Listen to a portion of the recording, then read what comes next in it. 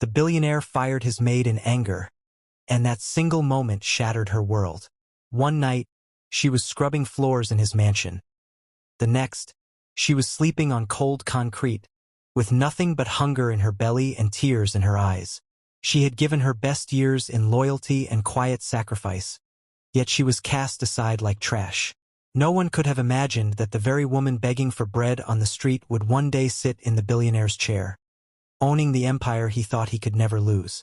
Before we dive into this heartbreaking journey of pain, betrayal, and an unforgettable rise, let us know in the comments what city you're watching from.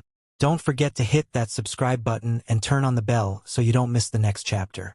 And if this story touches your heart, please give it a like and share it with someone who needs hope today. Grace Morgan's day began not with the sun, but with the quiet hum of a cleaning machine. It was still dark outside, long before the city of Chicago woke up, and already she was deep within the heart of the Kane estate. This sprawling mansion was a monument to wealth, a house built of so much glass it seemed to disappear into the sky on clear days. But for Grace, it wasn't a palace. It was a job, a very specific, very lonely job. She was a maid, but not just any maid. She was the one who worked the hours no one else wanted, the one who moved through the gilded rooms like a ghost, seen only by the other servants. In her mid-30s, with skin the color of warm mahogany and a quiet dignity that seemed to radiate from her, Grace carried herself with a strength that came from inside. Her hair was pulled back neatly, her uniform was crisp, and her eyes, deep, dark, and observant, missed nothing. She knew the rhythm of this house better than its owner. She knew the moments of silence and the sudden explosions of noise. She knew the secret passages and the places where dust gathered even in a house of glass. This morning was no different. She started in the main hall, her cleaning cloth a silent extension of her hands. A single streak of dawn light pierced the high windows, hitting the massive crystal chandelier that hung from the ceiling. Grace looked up at it. A glittering cascade of tiny glass pieces, each one reportedly worth more than she would ever earn in a year. The light made it seem beautiful, but Grace knew the truth. It was cold. All of it was cold. The owner of all this cold beauty was Alexander Kane. Tall, with a powerful, sharp-suited body and a face that was more chiseled stone than warm flesh. He was a man who didn't walk so much as he prowled. His eyes were like steel, and they seemed to look at everything without really seeing it. To him, the house, the cars, the company, they were all extensions of himself. Grace was just another part of the background, no more important than a piece of furniture. A useful piece of furniture, maybe, but still just something to be replaced if it broke.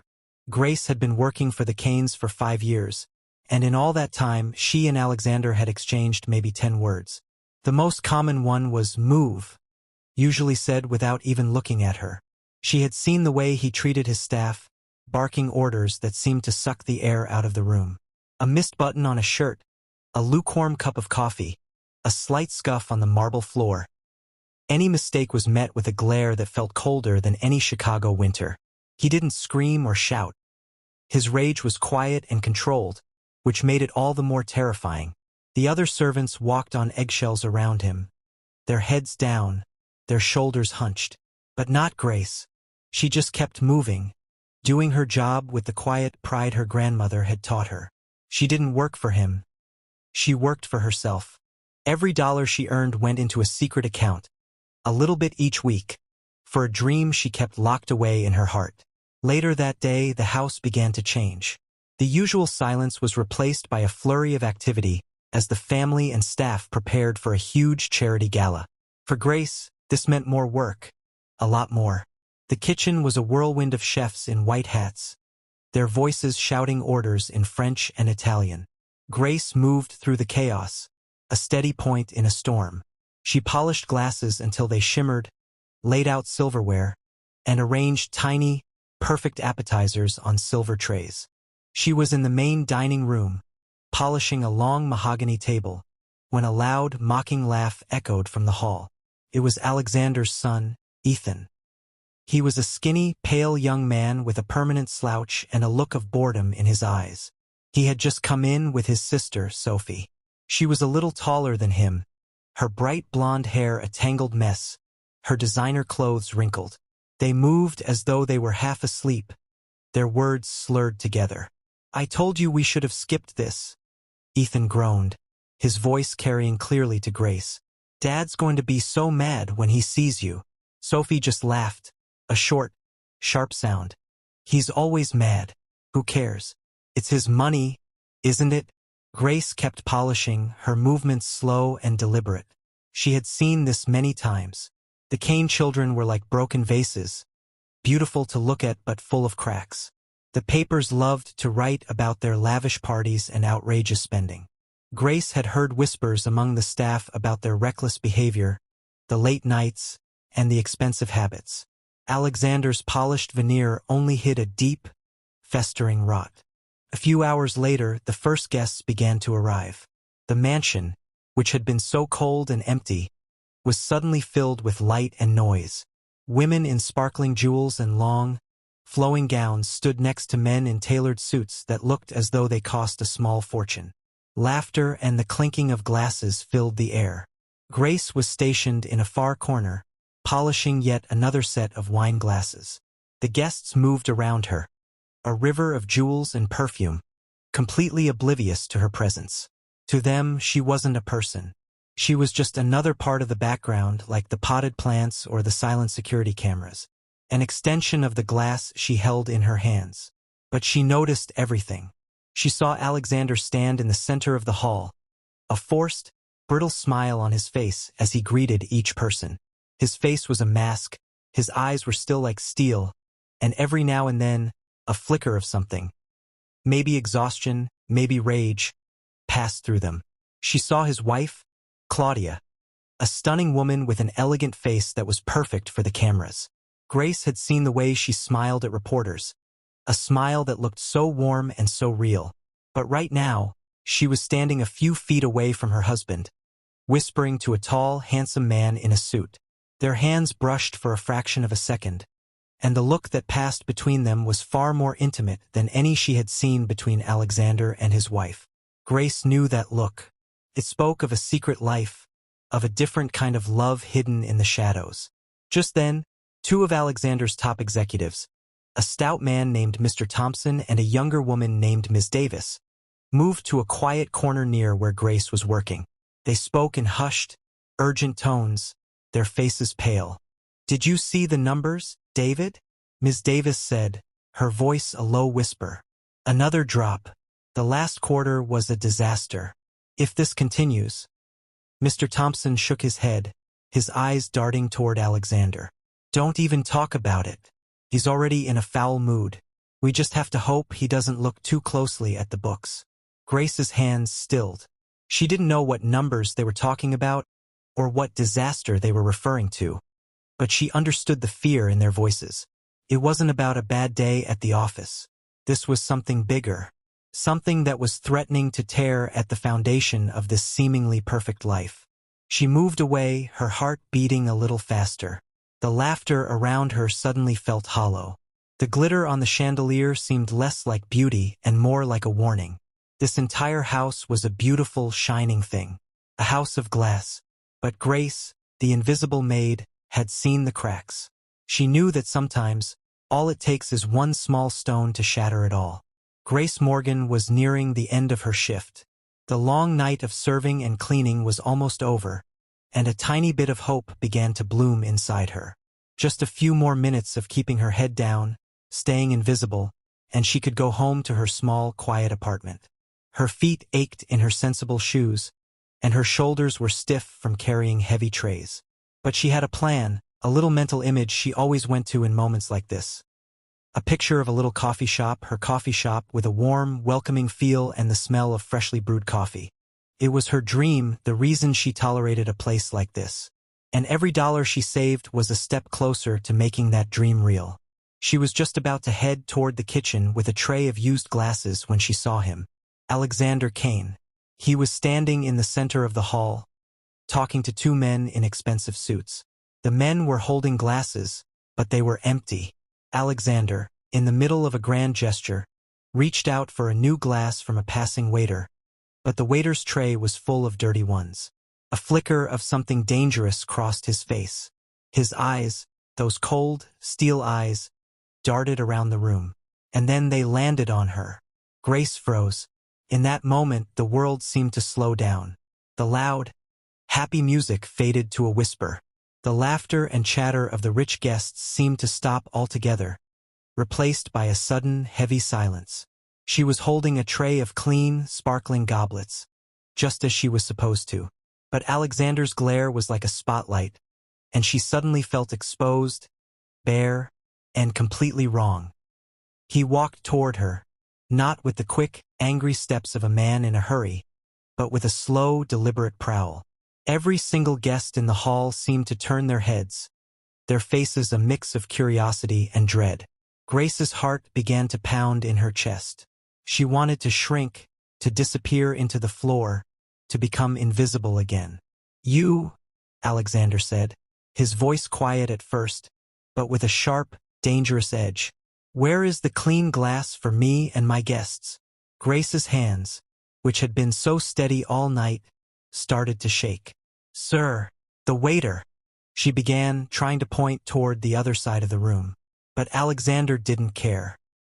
His face was turning red, and a vein in his forehead began to pulse. He wasn't really seeing her. He was seeing something else, a problem only he knew about. The pressure, the stress from his life, it was all boiling over, and she, a simple maid with a tray of glasses, had become the target. He grabbed a glass from her tray, not even bothering to look at it, and slammed it onto a nearby table. The sound echoed through the silent hall. "You incompetent fool!" he roared, his voice cracking like a whip. All pretense of a polite party vanished. "A simple task. You can't even manage a tray of glasses? Do you think I pay you to humiliate me in front of my investors?" His words struck her with the force of a physical blow. The humiliation was hot and thick, wrapping around her like a suffocating blanket. She had never been spoken to like that in her life, not with such pure, cold cruelty. The guests exchanged uneasy glances, some of them hiding a smirk, others whispering behind their hands. Grace's cheeks burned. Tears welled up in her eyes, but she fought them back. She would not cry. Not here. Not in front of him. She lifted her chin slightly, her voice barely a whisper. "Sir, You what?" he sneered, leaning in close, his face a mask of rage. "You want to make an excuse? This is a house of glass. Do you know what that means? It means every part of it, every single detail has to be perfect. You are not perfect. You are a stain on this house." The words hit her harder than a slap. They were meant to break her, to remind her that she was nothing. Grace's throat tightened, and for a moment, she couldn't breathe. She gripped the tray in her hands, her knuckles turning white. "Sir, I've served your family faithfully for 5 years," she said, her voice shaking but still holding its dignity. "I have always done my job." Alexander's sneer only deepened. "Faithfully? You're nothing without me," he said, his voice laced with venom. "Just another maid who should thank God she got to scrub the floors of people better than her." The world seemed to tilt on its axis. Grace felt her knees go weak. This wasn't about a glass anymore. It was about everything he thought she was and everything he thought he was. It was about power and pride, and a man lashing out at the only person he felt was below him. With a final, crushing order, he waved his hand, dismissing her like a fly. "Get out," he roared. "You're fired. Tonight. Pack your things and go." The music started again, but it was a quiet, uneasy sound. The chatter returned, but it was forced and filled with whispers. Grace stood there for a moment, her mind numb. She felt like a statue in the middle of a grand room, a monument to a man's cruelty. The tears she had been fighting back began to fall, but they were silent, a private rebellion. With shaking hands, she slowly lowered the tray to a table, her dignity her only shield against the shame. She didn't look back at him. She just turned and walked away. The long walk from the main hall to the servants' quarters felt like an eternity. Each step was heavy, filled with the echoes of his words. She heard them in her head. "You're nothing without me." People better than her. They were meant to be a final insult. But as she walked, a cold, quiet anger began to replace the humiliation. It wasn't about the job. It was about her dignity, her humanity. He had tried to take that from her. When she got to her small room, she didn't cry. She just started packing. She didn't have much. A few clothes, her toothbrush, a small, framed photo of her grandmother smiling from the back porch of their old home. She put it all in a small bag. She didn't know what she would do or where she would go. Her savings account, her dream of the coffee shop, was still a long way from being a reality. But she knew one thing for certain. She was not nothing. Meanwhile, back in the main hall, Alexander was trying to pretend everything was fine.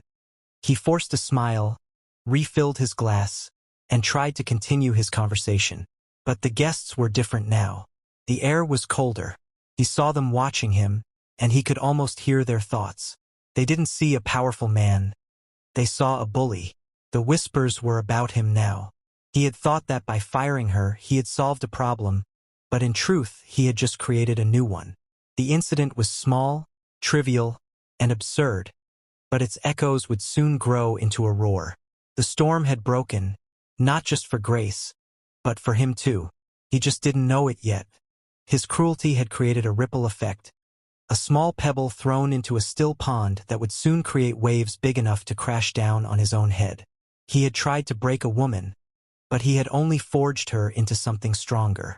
She walked out of that house and into an uncertain future with nothing but her pride, while he stood in his grand, glittering palace, completely unaware that he had just handed her the key to his own downfall. Hey everyone, if you're hooked on this story, remember to hit that like button to show your support and subscribe. Thank you. The Kane estate felt different on the way out. Grace walked with a security guard, a silent man with a stern face who kept his distance, as though she might be carrying something contagious. Her small suitcase was light in her hand, the total sum of 5 years of hard work. In the vast, open space of the marble foyer, with its tall glass walls, she felt even smaller than she had before. She was no longer invisible. She was a mistake, a blemish being scrubbed away. The security guard didn't even look at her as he opened the heavy front door. He just pointed toward the street and then, with a silent click of the lock, she was gone. The wind bit at her skin as she walked away from the house of glass. She didn't look back. She just kept walking, one foot in front of the other, her head down. The city seemed to roar around her, a constant rush of cars and a bright, blinding display of neon lights. To all the people in those cars and on those sidewalks, she was nothing but a figure on the street, one of many with a small suitcase and nowhere to go. She was invisible again, but this time, it felt like a brand new kind of loneliness. She went to her tiny apartment first, a small place in a block of old brick buildings. It wasn't much, but it was hers. She had loved the way the morning sun hit her little kitchen window, and the way the old floorboards creaked just so. She let herself in, the air inside smelling of dust and memory. But the feeling of relief didn't last. A moment later, the door creaked open again and her landlord, a thin, serious man named Mr. Hanson, stepped inside. "I need the rent," he said without any pleasantries. His eyes were cold, and they looked at her not as a person, but as a problem. Grace's shoulders slumped. "Mr. Hanson, I was just fired. I don't have the money right now, but I can get it next week. Please, just give me a few days." He shook his head, a final, unyielding movement. "Rent is due on the 1st. The 1st was yesterday. I have a long list of people who want this apartment. They have money now." Grace felt a small sense of panic rise in her throat. "But I've always paid on time. You know that. Just this once, please." Mr. Hanson didn't even look at her. His gaze swept over her simple furniture, her few belongings. "I don't know you, Grace," he said, and the words were like a slap. "I know this apartment needs to be paid for. You have 2 hours to get your things. After that, I'm calling the police to have you removed." And with that, he turned and left, closing the door behind him and leaving her to face a small room that was no longer her home.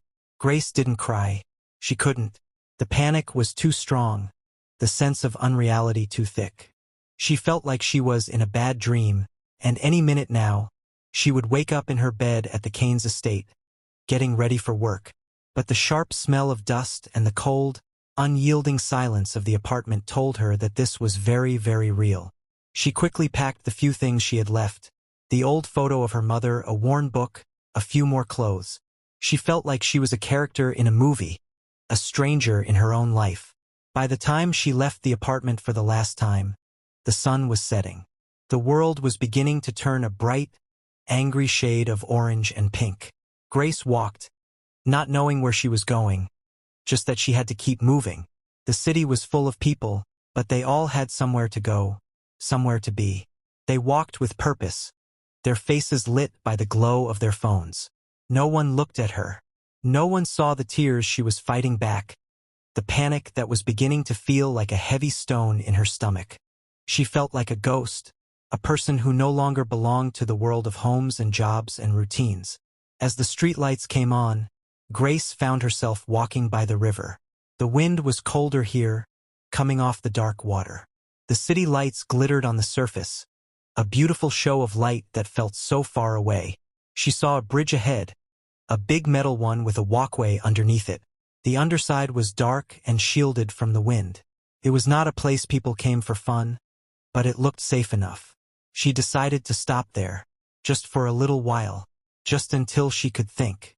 She sat down on the hard concrete, her back against a cold metal support. She placed her suitcase beside her and wrapped her arms around her knees, trying to find a bit of warmth. The concrete bit at her skin, a cold, unyielding feeling that was nothing like a warm bed. Hunger, a sharp, gnawing feeling, began to take hold. She closed her eyes and tried to block out the sounds of the city and the cold that was creeping into her bones. In the dark, a memory came to her. It was of her late mother, Eleanor. Eleanor was a tall, strong woman with a smile that could light up a room and hands that always smelled of fresh flowers from her garden.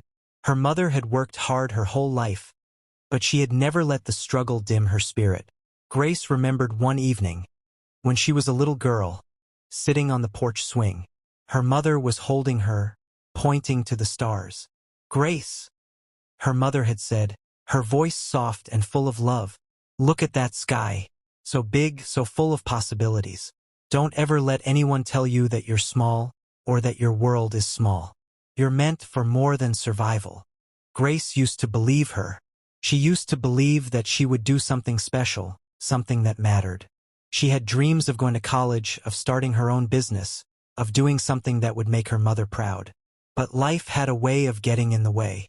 Her mother got sick and the medical bills piled up. Grace had to leave school and get a job to help. Her dreams, the ones her mother had planted like little seeds, had been buried under bills, family duties, and an endless struggle just to get by. Now, sitting on the cold concrete under the bridge, with the city's indifferent glow all around her, Grace felt tears threaten to fall. She felt the warmth of her mother's memory and the cold, hard reality of her situation. She clenched her hands into fists. Crying never solved anything. Her mother used to say that too. But the question was there, a heavy, painful thought that she had been fighting for years, but that now felt so very real. A question that felt louder than the honking cars and the cold wind. Had her mother been wrong? Had all her dreams, all her hope, all her hard work, been for nothing? Was she really just meant for survival, just a person to be fired and forgotten? Was she really nothing without Mr. Kane? The doubt gnawed at her, a far worse feeling than the hunger in her stomach. Stripped of everything, her dignity, her home, her job, she wondered if she had also lost the one thing that had kept her going all this time. Hope. The streets of Chicago were a world away from the manicured lawns and polished marble of the Kane estate. This was a world of hard concrete and unforgiving wind, a world that measured time in the passing of bus schedules and the dwindling of daylight. For Grace, the days blurred together into a relentless cycle of hunger and humiliation. The city she had once walked through with purpose now felt like a battlefield. She learned to keep her head down, to make her body small, to be as invisible as possible. Her small suitcase, the one thing she had left in the world, was no longer just a bag. It was a shield, a piece of armor she clutched to herself. Her hunger was a constant, sharp pain, a hollow ache that made it hard to think about anything else. She learned to read the city's unspoken signs, to know which restaurants threw out leftovers that weren't completely ruined, to know which kind strangers might spare a few coins. She stood in long, silent lines at soup kitchens, her pride a heavy, burning weight in her chest. She had never had to ask for anything in her life, and now every request for a leftover sandwich or a few pennies felt like a new defeat. The humiliation was everywhere. It was in the eyes of people who looked at her and saw not a person, but a problem. It was in the quick, hurried way they would walk past, clutching their bags a little tighter. It was in the glances of the men who saw her vulnerability as an invitation. She learned to harden her face, to create a blank mask that showed nothing. She learned to sit with her head down, her eyes focused on her shoes. It was a new kind of survival, one that was far more draining than the physical hunger. One afternoon, Grace found herself sitting in a small park, the kind that was mostly concrete and benches, with a few sad-looking trees. The sun was out, but it didn't feel warm. She was watching people walk by, and her mind was beginning to feel tired and hazy from not eating enough. She was just about to close her eyes when she saw him. He was an old man, sitting on a bench a few feet away, his back straight as a board. His clothes were ragged and worn, and his hands, thin and trembling, were folded neatly in his lap. His face was a map of lines and wrinkles, and his eyes, though tired, held a faraway look, like a person who had seen too many hard things. She didn't know his story, but she knew he was a veteran. You could tell just by the way he sat, still and watchful. She found herself watching him, and in his stillness, she saw a piece of herself. He wasn't begging, he wasn't crying. He was just there. He was a part of the city, but he wasn't letting the city break him. A little while later, Grace found half of a turkey sandwich in a trash can behind a deli. It was wrapped in paper and looked clean enough. Her stomach gave a loud, painful roar. All of her instincts screamed at her to eat it, to devour every single bite before someone else saw it, before she lost it. The hunger was a cruel voice in her head, telling her to be selfish, to think only of herself. But then she looked up and saw the old man, Mr. Harris, still sitting on his bench, staring into the middle distance. Something shifted inside her. It was a small, quiet feeling, a little whisper that was softer than the roar of her hunger. It was the feeling her grandmother had taught her. That kindness was not something you had only when you were comfortable. It was something you had even when you were at your lowest. She carefully unwrapped the sandwich, took a small, careful bite, and then stood up. Her feet felt heavy as she walked toward him. He didn't turn his head, didn't even acknowledge her until she was standing right in front of him. "Here," Grace said, her voice a little rough from not having spoken in so long. She held out the other half of the sandwich. He finally turned to look at her, his eyes searching hers, a look of surprise and something else. He didn't say anything. He just took the sandwich with his trembling hands and looked at it, then back at her. "You ain't like the others," he said, his voice a low, raspy whisper. "Everyone out here, we're all fighting a war just to get a piece of bread. They're only thinking about themselves. But you still got kindness in you." He took a small bite of the sandwich, chewed it slowly, and then looked her straight in the eyes. "Don't lose it," he said, the words full of a deep, tired wisdom. "That's the one thing they can't take from you out here. That's your armor." Grace sat down next to him on the bench, and they ate their halves of the sandwich in silence. She had never felt so full in her life. It wasn't because of the food. It was because of his words. They were a gift, a lifeline in a world of darkness. She had been so afraid that the streets would turn her into someone she didn't want to be. She had been so worried that she would lose her humanity, the small dignity she had managed to hold on to. But Mr. Harris had seen it. He had recognized it, and he had reminded her that it was the only thing that truly mattered. In that moment, she realized that her kindness was not a weakness. It was her weapon against despair. It was the one thing that separated her from the cold, ruthless world she had left behind. Alexander Kane had thought he could break her by taking her job and her home. He had tried to crush her with his cruelty and his insults. But he didn't know that she had something he could never have. A heart that refused to be made of glass. Even in the shadows, even with nothing but the clothes on her back and a suitcase full of broken dreams, she would not let her humanity die. She would fight for it, with every small act of kindness she had left. And as the day faded into a cold, dark evening, Grace Morgan knew that she was not defeated. She was just beginning a new kind of war. And this time, she was fighting for something much bigger than a paycheck. She was fighting for her soul. Hey everyone, if you're enjoying this story, let us know by leaving a comment below and telling us what you think. And don't forget to share this video with a friend. It really helps us out. The roar of the trains passing overhead was a constant presence, a loud, lonely sound that filled the night. For Grace, sleepless on the cold concrete beneath the bridge, it was a reminder of how much the world kept moving, rushing past her without even a second glance. Her body was exhausted, her stomach was empty, but her mind was wide awake, replaying the story of her life like a sad movie she was forced to watch. The memories began in a time that felt like another lifetime ago. Grace, a younger woman with bright, hopeful eyes and a smile that came easy. She was at community college, and her passion was for business. It wasn't the kind of high-flying, powerful business that Mr. Kane had. It was the kind that mattered to real people. She wanted to know how a good business worked, how to make a little idea grow into something bigger, something that helped people and provided good jobs. She was so full of life then, so full of plans. She had notebooks filled with them. They weren't just notebooks with class notes. They were filled with her own ideas. She had a whole section dedicated to her dream. A small, cozy coffee shop.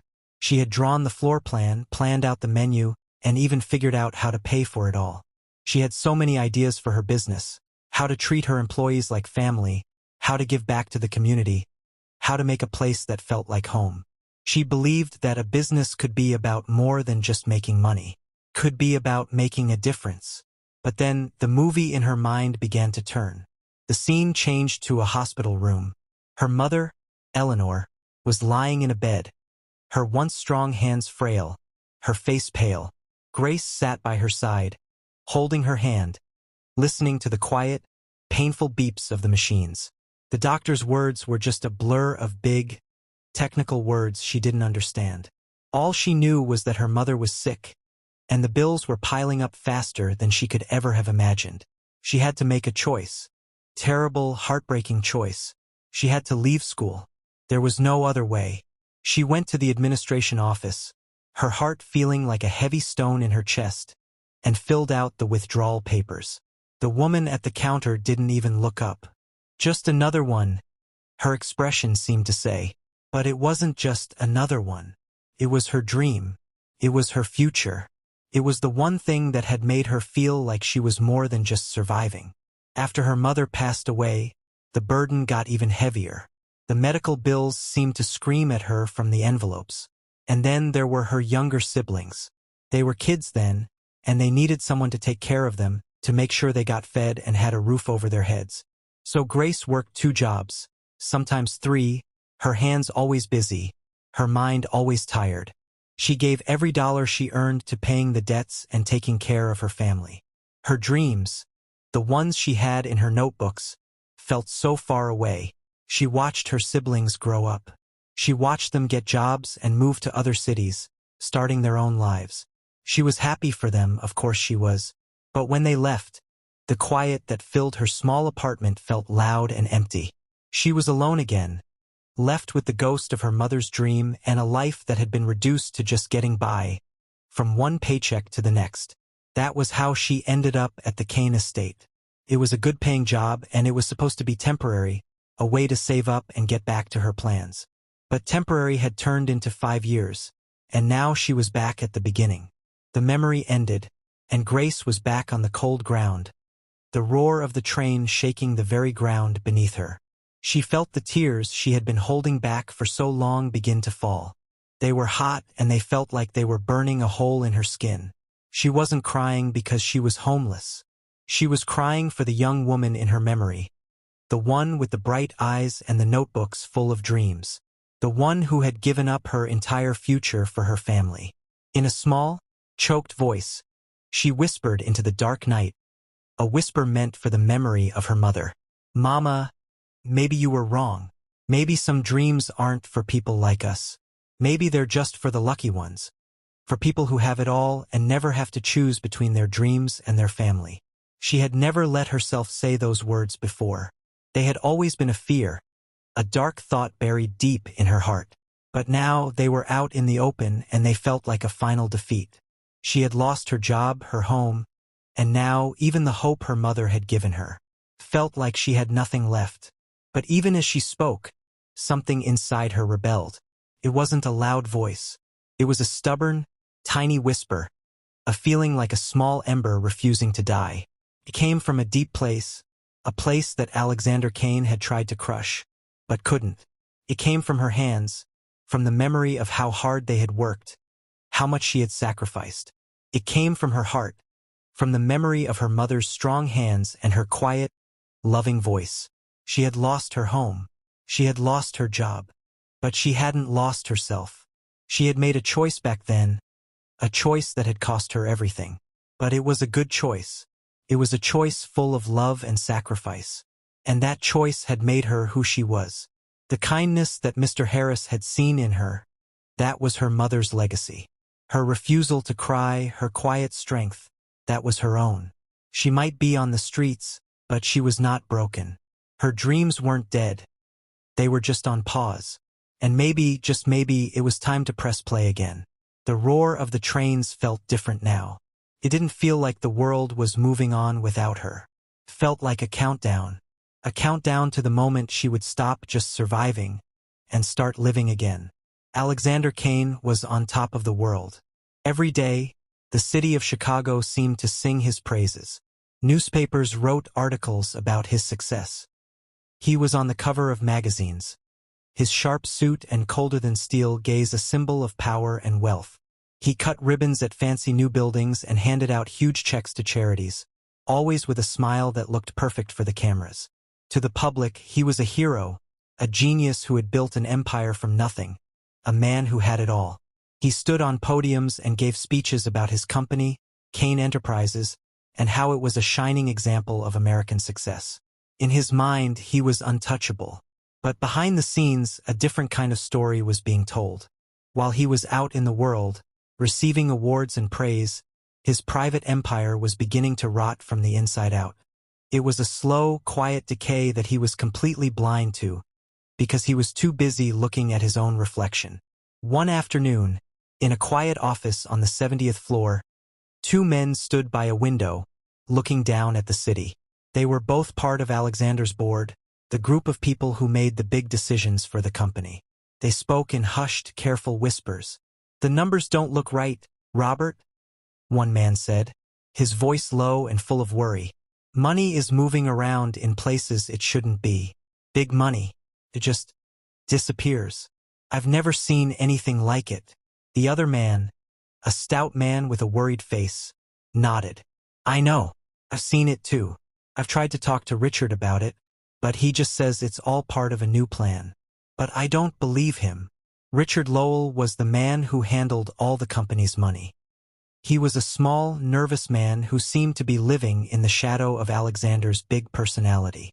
But in reality, he held more power than anyone knew. He was a master at moving money around, and he had been doing it for a long time, but now the game was getting too big. He had made a few secret deals that had promised huge rewards, but they had turned into a huge mess. He was hiding losses that would have sunk a smaller company, and he was taking money from one place to pay for another, a dangerous game that was getting harder to play every day. Meanwhile, back at the House of Glass, the rot had reached the family. Alexander's wife, Claudia, was a beautiful woman who played the part of a perfect society wife with a smile. But behind that smile was a heart that had long ago given up on her marriage. One evening, as Alexander was on the phone, giving an interview to a newspaper, Claudia was in her sitting room, laughing into her own phone. "Yes, darling," she said in a soft, sweet voice, a voice Alexander never heard. "He's just so busy, you know? He's too busy being a hero for the public to notice what's happening in his own home. He has no idea. She laughed again, a light, carefree sound that filled the silent room. She had a whole other life, a secret life of friends and lovers that Alexander knew nothing about. And his children were no better. Grace had seen the cracks, but they were now turning into deep, angry chasms. His son, Ethan, had been caught a few times by the papers coming out of nightclubs looking tired and disheveled. The headlines were always about billionaire's son in scandal. His daughter, Sophie, was worse. She was wild, running with a crowd of people who didn't care about anything but their next party and their next high. Alexander paid huge sums of money to lawyers and public relations people to make the problems go away, to sweep the stories of his children's wild, out-of-control lives under the rug. He thought he was taking care of it, but he was just putting a bandage on a huge, gaping wound. Alexander, in the middle of all this, was completely blind. He was so caught up in his own glory, his own success, that he didn't see the whispers and the lies that were happening all around him. He thought his world was perfect, a shining example of what a man could build. The house of glass wasn't just his home. It was his life. And he thought it was completely solid, without a single flaw. He would often sit in his big office, late at night, a whiskey glass in his hand, and think about the day he had fired Grace. He would laugh about it, telling himself that she had it coming. He would tell his friends about how he showed her who was boss, how a person like her was nothing, completely replaceable. She was nothing, he would say, the words full of a cruel satisfaction. People like her are everywhere. You can just throw them out and find another one. They should be grateful they even got to work for me. He had no idea that Grace, the woman he had so easily cast aside, was the only truly honest and good person who had walked through his doors. He had no idea that she had seen the truth about his life, the rot and the cracks that were spreading. He thought he had won that day. He thought he had taught her a lesson about her place in the world. But in reality, he had just set a whole new kind of storm in motion. He was like a king in a fairy tale, living in a beautiful castle that was built on a lie. And the lie was about to be found out. The house of glass was still gleaming, its towers still reaching for the sky, but the cracks were now so wide that a single strong wind could cause the whole thing to come crashing down. He had no idea how close he was to losing it all. And it was all because of the one person he believed was nothing. Life at the downtown shelter was a stark contrast to the quiet, lonely opulence of the Kane estate. It was a world of shared noise, shared warmth, and shared pain.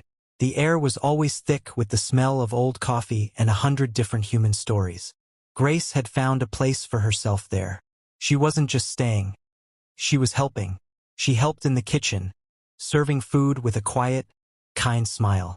She helped organize donations, folding clothes neatly and sorting through cans of food. It was her way of holding on to herself, of proving to that loud, gnawing voice in her head that she wasn't just a person who took, but a person who gave. One chilly afternoon, as she was helping organize the food pantry, a woman walked up to her with a smile that was warmer than the weak winter sun. She had bright, fiery eyes and a way of moving that said she was a force of nature. "You're Grace, right?"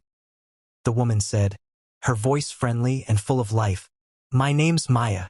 I'm a social worker here. And this is my friend, Daniel."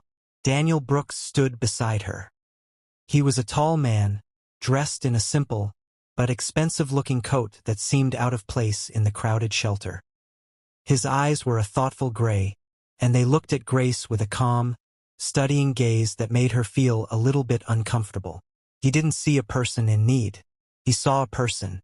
"I've been watching you," Daniel said, his voice quiet but direct. "You have a way of doing things. It's organized. It's smart. The way you get people to stand in line calmly and the way you can tell just what they need without them even asking. You don't belong here."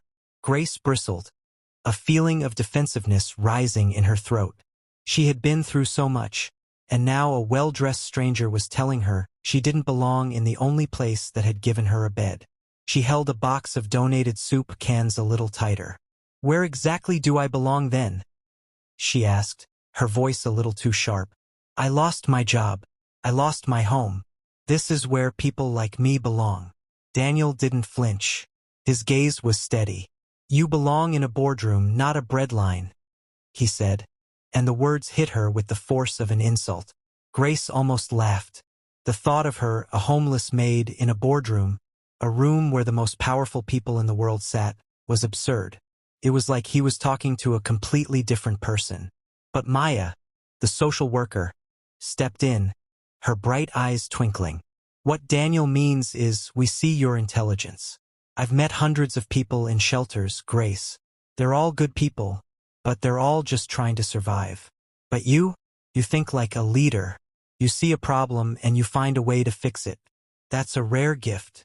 Grace felt a small, hot wave of shame wash over her. It was the same feeling she'd had when she had told her mother's memory that she had been wrong. They were seeing a person she no longer recognized. She just lowered her head, looking at the soup cans in her hands. I'm just doing what needs to be done, she mumbled. Daniel smiled. A small, kind smile that softened his sharp features. That's what a leader does. It's who you are, Grace. Not just what your circumstances are. They talked for a while longer. Daniel explained that he was a lawyer and that he volunteered at the shelter because he believed that a person's life shouldn't be decided by how much money they had. He said he worked on cases for free to help people who couldn't afford to fight for themselves. He had seen a lot of good people get pushed down by big companies and powerful people, and he wanted to fight back. Maya told Grace about her work, about finding people a new place to live, a new job, a second chance. She said she was always on the lookout for good people, because she knew that with a little help, they could change their own lives. As they spoke, Grace felt a crack in her armor. A little piece of the wall she had built around her heart began to crumble. They weren't just giving her food or a kind word. They were giving her something much more valuable. They were seeing the person she used to be, the person she was fighting to keep alive, the person who had once filled notebooks with dreams of a coffee shop. When they finally left, promising to stop by again, the shelter felt different. The air didn't seem so heavy. Grace went back to her work, organizing the food pantry with an energy she hadn't felt in a long time. She thought about Daniel's words, "You belong in a boardroom," and she thought about Maya's words, "You think like a leader." She almost laughed again, but this time, the feeling was different. It wasn't full of shame and disbelief. It was full of a strange, warm feeling that felt a lot like hope. Grace hadn't forgotten the pain of her past, the shame of being fired, the cold of the streets. Those things were a part of her now, but they no longer defined her. They weren't a wall holding her back. They were a fire, a reminder of what she had survived. She had been invisible for so long, and now, two complete strangers had looked at her and seen her for who she truly was. They had planted a seed in her heart, a tiny little thing that was beginning to grow, a seed that would one day bloom into a whole new kind of dream. She wasn't a maid anymore. She was a leader in the making. She was a person with a second chance, a person who was about to show the world, and one cruel billionaire, exactly what she was capable of. The storm had passed, and a new day was dawning. The boardroom at Kane Enterprises was a place of quiet, polished power. The long, dark table was a shining mirror, reflecting the faces of the most powerful people in the company. But on this morning, the air in the room was not just quiet. It was thick with a heavy, nervous energy. The men and women who ran Alexander Kane's empire exchanged worried looks behind their boss's back, their fidgeting hands and forced smiles telling a different story than the one Alexander was trying to sell. Alexander Kane sat at the head of the table, a king in his castle, completely blind to the worry that filled the room. He was still the same man, tall, impeccably dressed, with eyes like steel that he was sure saw everything. But he didn't see the way his executives shifted in their seats when he brought up the company's recent numbers. He didn't see the tiny frown on the face of one of the board members when he started to talk about his latest public donation. All he saw was his own reflection in the table, a man who was untouchable, a man who was winning. And then there was Richard Lowell, the man who handled all the money for the company, the chief financial officer. Richard sat on Alexander's left, a small, quiet man who was always in the background.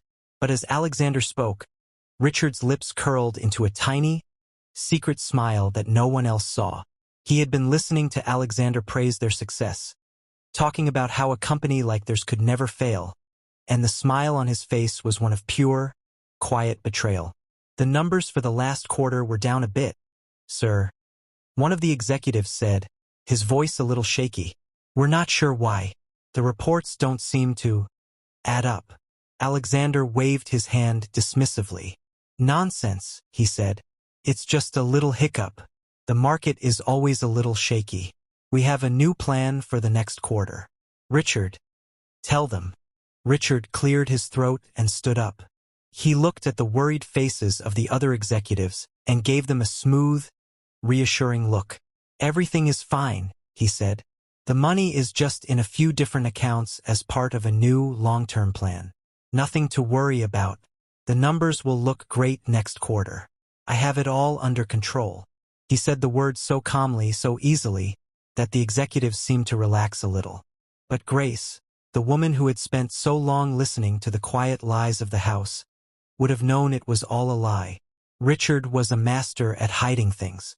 He hadn't just been moving money around, he had been stealing it. For years, he had been setting up secret accounts, making bad deals on the side, and slowly taking huge amounts of money from Alexander's company. He had been so careful that no one had ever noticed. Until now. The company was like a bucket with a tiny hole in the bottom. No one had seen it, but over the years millions had slowly seeped out. Now the hole was getting bigger, and the bucket was almost empty. The meeting went on for a while longer, with Alexander completely convinced that everything was fine. He laughed, he made a joke about how he had to fire a maid because she couldn't even manage a glass, and the executives laughed along with him, even though their smiles didn't reach their eyes. They knew something was wrong, and they all had a horrible, sinking feeling that the company was teetering on the edge of a huge, public mess. A scandal that would make all the newspaper stories about Alexander's charities look like a lie. But what no one in that room knew, not the worried executives, not the betrayed board members, and certainly not Alexander Kane, was that the woman he had so cruelly fired held a secret, a hidden thread in her bloodline that would one day pull his entire empire to the ground. He had insulted her, called her nothing. But she was far from it. Grace's mother, Eleanor, had a secret herself. A secret about her family, a story that went back decades. It was a story about an old piece of land, a small business, and a deal that had been made and then broken. And that deal, that little, forgotten piece of the past, was somehow tied to Kane Enterprises. The company had been built on something that was not completely honest. A secret that had been buried for years was about to come to light, and the key to it was held by the very person he had humiliated. The company was like a bucket with a tiny hole in the bottom. No one had seen it, but over the years millions had slowly seeped out. Now the hole was getting bigger, and the bucket was almost empty. The meeting went on for a while longer, with Alexander completely convinced that everything was fine. He laughed, he made a joke about how he had to fire a maid because she couldn't even manage a glass, and the executives laughed along with him, even though their smiles didn't reach their eyes. They knew something was wrong, and they all had a horrible, sinking feeling that the company was teetering on the edge of a huge, public mess. A scandal that would make all the newspaper stories about Alexander's charities look like a lie. But what no one in that room knew, not the worried executives, not the betrayed board members, and certainly not Alexander Kane, was that the woman he had so cruelly fired held a secret, a hidden thread in her bloodline that would one day pull his entire empire to the ground. He had insulted her, called her nothing. But she was far from it. Grace's mother, Eleanor, had a secret herself. A secret about her family, a story that went back decades. It was a story about an old piece of land, a small business, and a deal that had been made and then broken. And that deal, that little, forgotten piece of the past, was somehow tied to Kane Enterprises. The company had been built on something that was not completely honest. A secret that had been buried for years was about to come to light, and the key to it was held by the very person he had humiliated. The storm had only just begun. Alexander sat in his big chair, in his shining boardroom, looking out over the city he thought he owned. He felt powerful, untouchable. But his world was a house of cards, and one small piece of the past, a peace he had no idea about, was about to send the whole thing crashing down. He had laughed about firing Grace, but in his act of cruelty, he had set his own downfall in motion. He didn't know that Grace wasn't just a maid. She was a promise, a secret, and the key to the entire future. And that secret was about to be revealed. The downtown shelter had a rhythm all its own. It was a place of constant sound. The clatter of pots and pans from the kitchen, the quiet hum of the old heater, the low rumble of a dozen different conversations, all happening at once. It was a place full of people fighting invisible wars. There were young mothers in the corner, their faces tired, softly rocking babies who were too quiet. There were old men with eyes that held 100 years of stories, their hands shaking as they held a cup of warm coffee. There were people trying to get sober, trying to get a job, just trying to get through the night. Grace was a part of this world now, but she wasn't just surviving. She sat in a quiet corner, away from the chatter, a worn notebook in her lap. While others stood in a long, silent line for soup, she was lost in her own world, a world of numbers and lines on a page. Her hands, which had spent years polishing glass and scrubbing floors, were now busy with a small pen. She wasn't writing a journal or a poem. She was scribbling figures, making neat columns of numbers, and drawing little charts. Her mind was working on a problem that had been bothering her for days: how the shelter could run better. She had been watching how the food was distributed, how the donations were managed, and how many people came and went each day. And she realized that if they just did things a little differently, they could help so many more people. She was drawing a little diagram, a new way to arrange the food line so it would move faster. She was calculating how much they could save if they bought food in bulk instead of small packages. It was a habit she had from her old life, from her time in college, from her dream. Numbers just calmed her. They made the messy, overwhelming world make a little more sense. She was so focused that she didn't notice Daniel until he was standing right over her. "What are you doing?" he asked, his voice low and curious. Grace's head snapped up, and she felt a blush of embarrassment spread across her cheeks. She quickly tried to close the notebook, to hide her little secret world. She didn't want him to see her. She didn't want him to think she was crazy, a homeless woman playing with numbers in a corner. "Nothing," she said, her voice a little too quick. "Just nothing." Daniel smiled gently and put his hand on the notebook, stopping her from closing it. "No, show me," he said. "I've been watching you for a few days. You're always so focused." Slowly, reluctantly, Grace opened the notebook.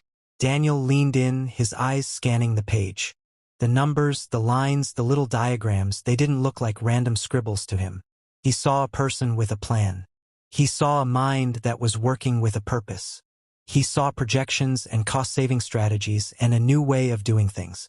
He let out a low whistle, a sound of genuine surprise. "You know business," he said, looking at her with a new kind of respect. Grace felt a pang of sadness. She quickly closed the notebook and held it against her chest. "I did once," she said, her voice quiet. "A lifetime ago." The words felt heavy and final. A closed door on a part of her life that was gone forever. Daniel shook his head. He didn't believe her. "That lifetime isn't gone, Grace. It's right here in this notebook. The mind that wrote this didn't just disappear. It's who you are." He sat down beside her on the bench, his voice serious. "I told you before that you don't belong here. I meant it. You are a leader, and this is a place for people who need to get back on their feet. You're already on yours. You're just walking in the wrong direction." Grace felt the words hit her like a small shock. She had gotten so used to feeling invisible, to feeling like an outcast from life itself. She had been exiled from her home, her job, her old self. But his words, "You don't belong here," didn't feel like an insult this time. They felt like a truth, a challenge. Could she, a homeless maid, really belong in a world that was so much bigger than the one she was in now? Daniel reached into his bag and pulled out a small piece of paper. He handed it to her. It was a flyer for a free workshop downtown. "Come with me tomorrow," he said. "It's a workshop. They teach you about business, about how to manage money, about how to get your own thing started." It's about entrepreneurship and financial literacy. You'll be bored, you already know all this stuff. But you'll see that there are people who can help you. People who will see you, Grace. Just like I do. Grace stared at the flyer, her hands trembling a little. It felt like a small, impossible key, an invitation to a world she had long ago given up on. The word belong pierced her, reaching deep into her heart, past the pain and the shame, to the part of her that still held on to her mother's words. For weeks, she had been an exile, a ghost on the street. Could she dare to believe she could belong somewhere beyond the shadows? Could she dare to believe in a world that was built on something other than greed and cruelty? That night, beneath the dim, flickering light of the shelter, she didn't just survive. She dared to dream. Just a flicker. It was a small, fragile thing. A feeling like a single match being lit in a dark room. It was the whisper of a coffee shop, the smell of fresh grounds, the feel of a warm cup in her hands. It was the memory of her mother's face and the feel of a full stomach. It was the memory of Mr. Harris and his words of kindness. It was a dream she had buried so deep for so long, and now, it was finally beginning to show its little face. And Grace knew that flickers, if you were brave enough to believe in them, could become flames. The workshop was a world of hopeful faces. It was held in a big room in a downtown community center, a place full of nervous energy and big dreams. Young people in hoodies sat next to older people with tired faces, all of them holding notebooks and pens, all of them hoping for a new start. Grace sat in the back, a little bit nervous, a little bit out of place in her borrowed clothes. But as she listened to the instructor talk about small businesses, she felt a familiar spark come alive inside her. It was the same feeling she had when she used to fill her own notebooks with ideas. It was the feeling of hope. Daniel sat beside her, a quiet, reassuring presence. He had promised to go with her, and he had kept his word. He smiled at her and gave her a small nod, a sign that he believed in her. Grace looked at the instructor, a kind, middle-aged woman with a warm voice.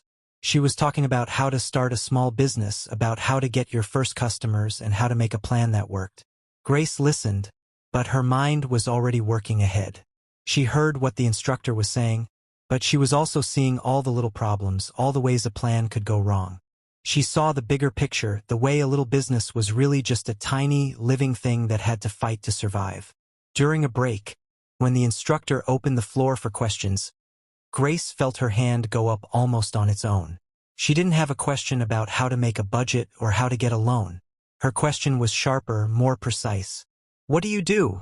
Grace asked, her voice a little shaky but clear. "When your suppliers raise their prices without warning, and you have to choose between losing money and raising your own prices and losing your customers?" The room went completely silent. Everyone, even the instructor, looked at her. It wasn't a beginner's question. It was a question from someone who had seen the real world, who understood the hard choices a business owner had to make. The instructor blinked, a little surprised, and then a slow smile spread across her face.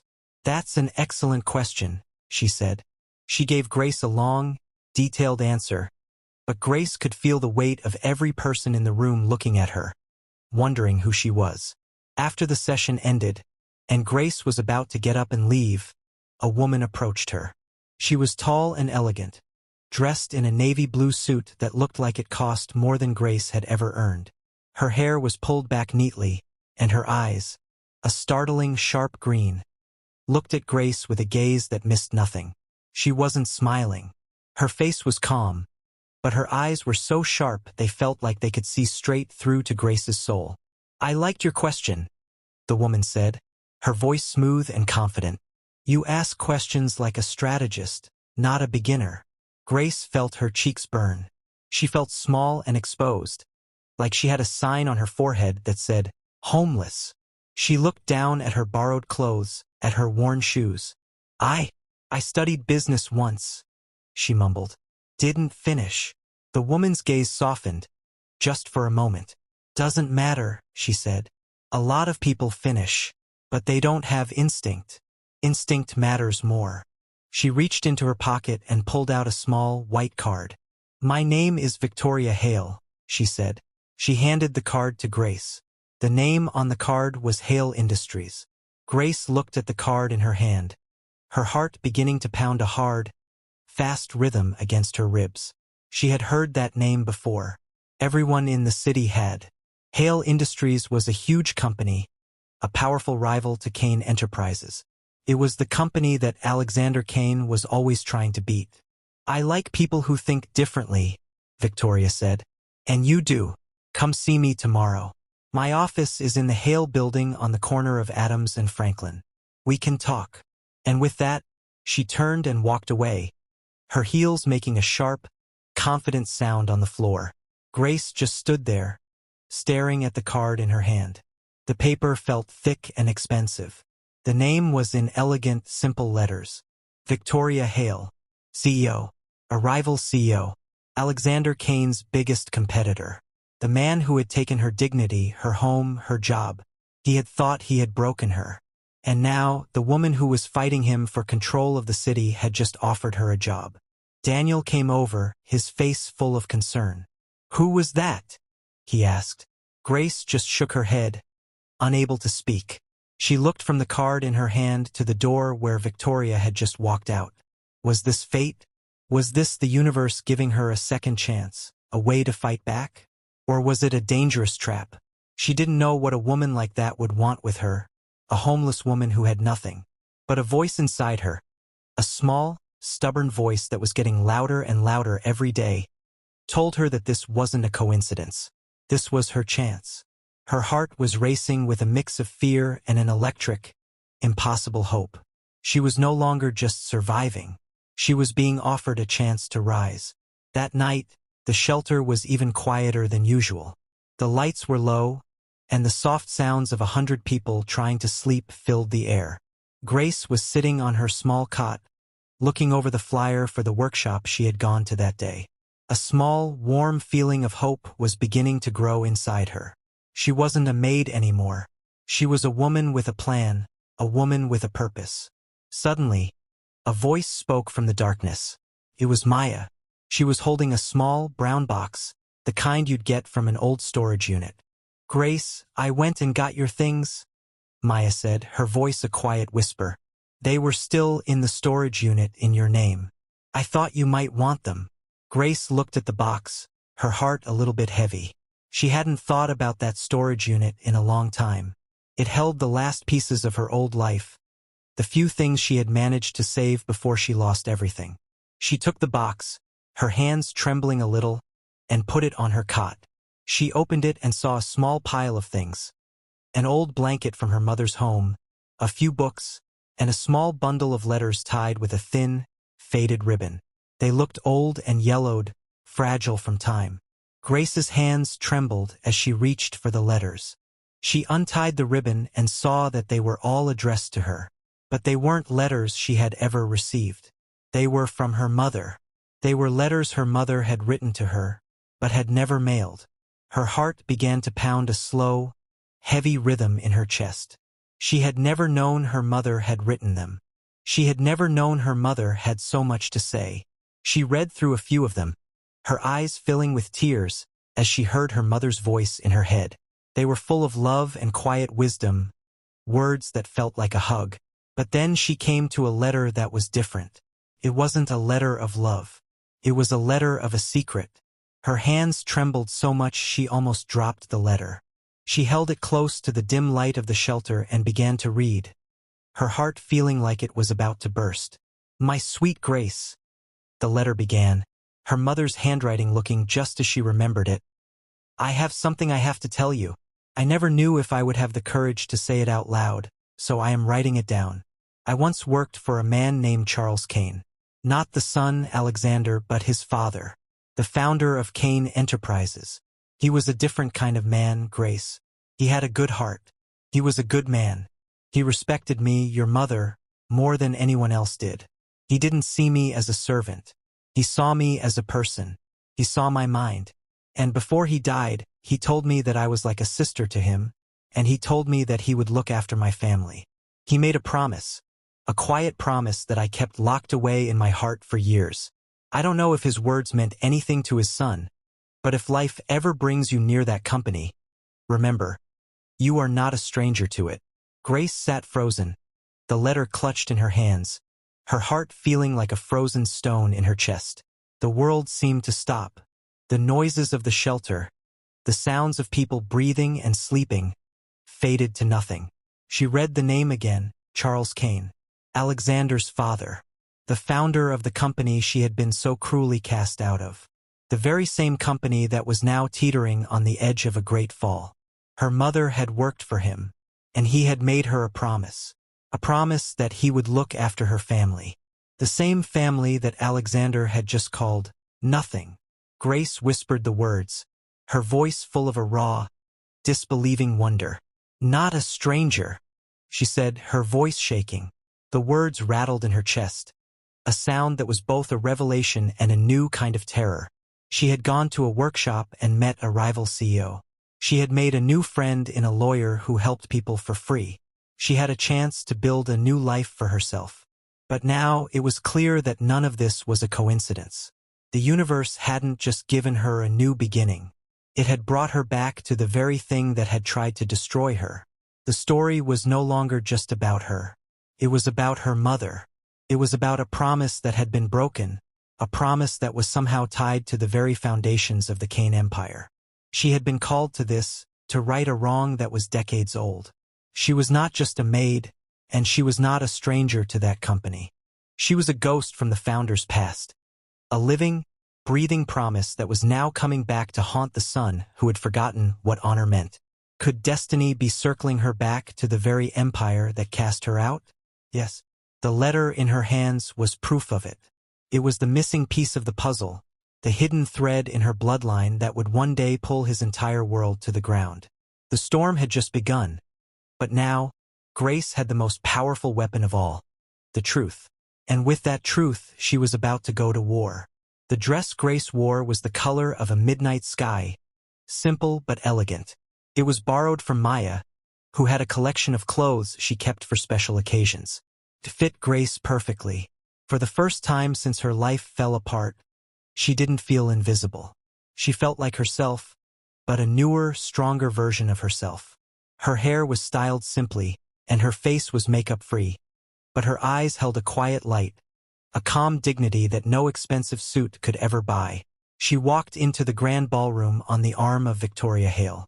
The room was a shimmering sea of fancy clothes and loud laughter, a world that Grace had only ever seen from behind a tray of glasses. But tonight she was a guest. Nerves danced beneath her skin, but with every step she took, the quiet pride in her heart grew stronger. She had nothing to be ashamed of.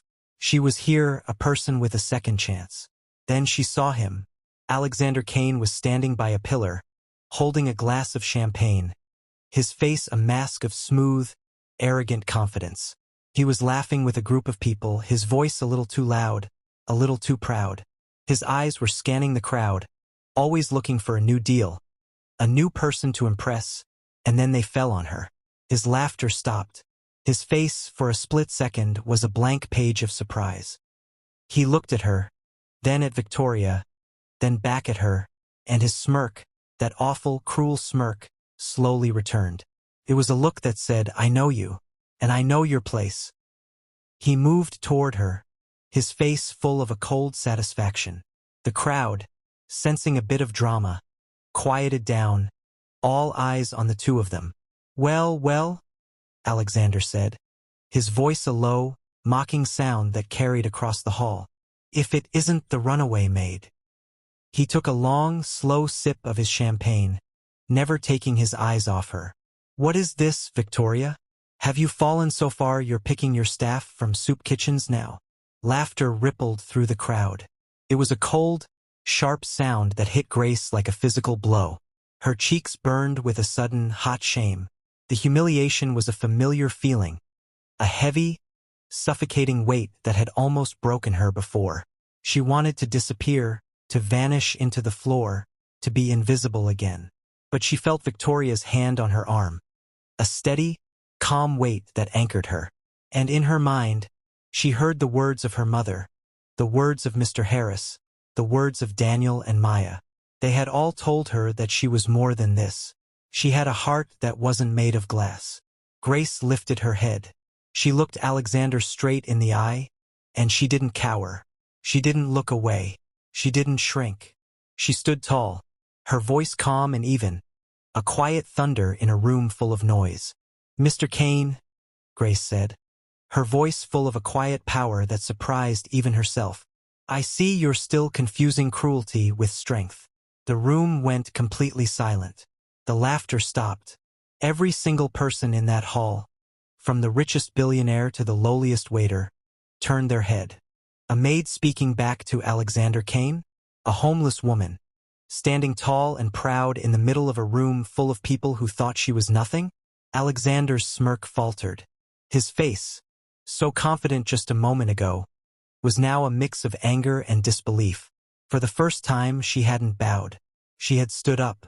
Grace didn't wait for him to respond. She didn't need to. She just turned and walked away with Victoria, a feeling of fire in her veins. The humiliation still stung, but this time it was a brand new feeling. It wasn't the feeling of defeat. It was the feeling of power. She and Victoria found a quiet place to talk. Grace felt like she was on fire, her heart beating a fast, furious rhythm against her ribs. Victoria just looked at her with a calm, proud smile. "I knew you had it in you," Victoria said, her voice low and full of respect. "That was the most honest moment this gala has ever had. You spoke the truth to power, Grace. And you did it with dignity." Then Victoria's expression grew serious. "I need to show you something," she said. She led Grace away from the noise and to a small, private office. She pulled out a laptop and showed Grace a news article that had just been released. The headline was huge, and it spoke of a terrible scandal. Kane Enterprises CEO under investigation for fraud. CFO Richard Lowell exposed for stealing millions. Grace's breath caught in her throat. The man who had handled all the money for the company was a thief. The man who had been smiling behind Alexander's back, the man who had been making bad deals and hiding money, had finally been caught. "We've been working on this for months," Victoria said. "My father, the founder of Hale Industries, always had a feeling that something wasn't right about Charles Kane's company. He always said it was built on a lie. He suspected that Alexander Kane's business wasn't as clean as he wanted people to believe. And my father always remembered a promise Charles made to a kind young woman who worked for him. He said that Charles's promise would one day be fulfilled, in one way or another." Grace's eyes widened as the final piece of the puzzle fell into place. The letter, her mother's words. Her mother, Eleanor, had been the kind young woman. And now the promise was finally coming to be. Alexander Kane's arrogance and cruelty had not been his strength. It had been his undoing. Grace didn't have to wait long to see the rest of the story unfold. Within a few days, the news was everywhere. Alexander's house of glass came crashing down. The public, who had once adored him, now hated him. The man who had so easily cast her aside was now a public enemy. The man who had thought he was a king was now a disgrace. But the story didn't end with a fall. It ended with a rise. With Daniel's help, Grace used her new position with Victoria to not only get a job, but to get a small loan. She didn't want a charity handout. She wanted to build something herself. She wanted to prove her mother right. And she did. The last scene was Grace, standing in the middle of her very own coffee shop. It was small and cozy, with a warm, welcoming feel. The air smelled of freshly brewed coffee, and the walls were painted a warm, comforting shade of brown. She had done it. She had finally built her dream. Her very first customers were Daniel and Maya, their faces full of proud smiles. And in the corner, with a warm cup of tea in his hand, sat Mr. Harris, his eyes still full of that deep, tired wisdom, a quiet smile on his face. Grace looked at her hands, the hands that had once held a cleaning cloth and a suitcase, and now held a warm cup of coffee that she had made with her own two hands. She had been through so much. She had lost everything, but she had gained something even more valuable. She had found a new family, a new purpose, and a new life. Alexander Kane had thought he could break her with his cruelty, but he had only made her stronger. He had taught her a lesson about what power was, and she had taught him a lesson about what it meant to be human. She smiled. A real, honest, happy smile that came from the deepest part of her heart. Justice had won. Hope had won. And a simple act of love had brought her back home. If you're enjoying the story, be sure to give this video a big thumbs up, and don't forget to subscribe for more videos. We appreciate you. Grace Morgan's new world was a strange and wonderful one. The offices of Hale Industries were clean and bright, filled with the soft sound of keyboards and the quiet hum of air conditioners. There were no harsh lights, no loud noises, no people who looked at her with pity or disgust. Here, people looked at her with a quiet interest. She was not a maid or a homeless woman or a victim. She was a new employee, a woman who had been given a chance. She began her new job with small projects, little things that didn't seem important to anyone else but felt like the world to her. She was asked to help with market research, which in simple terms meant she was helping to figure out what people really wanted to buy. She would read reports and look at numbers, and in her mind, she was drawing a map of what made people happy. She also helped with cost analysis, which was just a fancy way of saying she looked at where the money was going and figured out how to use it smarter. She poured herself into the work, spending long hours at her desk, her mind alive in a way it hadn't been in years.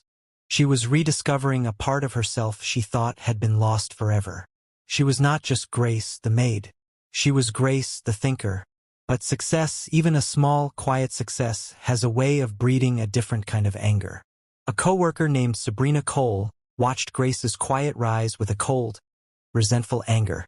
Sabrina was a woman who had worked for Hale Industries for a long time. She was good at her job, but she was not a leader. She was the kind of person who thought she deserved everything because she had been there the longest. And she resented Grace, this stranger from nowhere, who seemed to have a kind of fire that she couldn't understand. Sabrina began to spread lies. Little things at first, whispers in the break room about how Grace was too new, how she didn't know the ropes. And then she went further.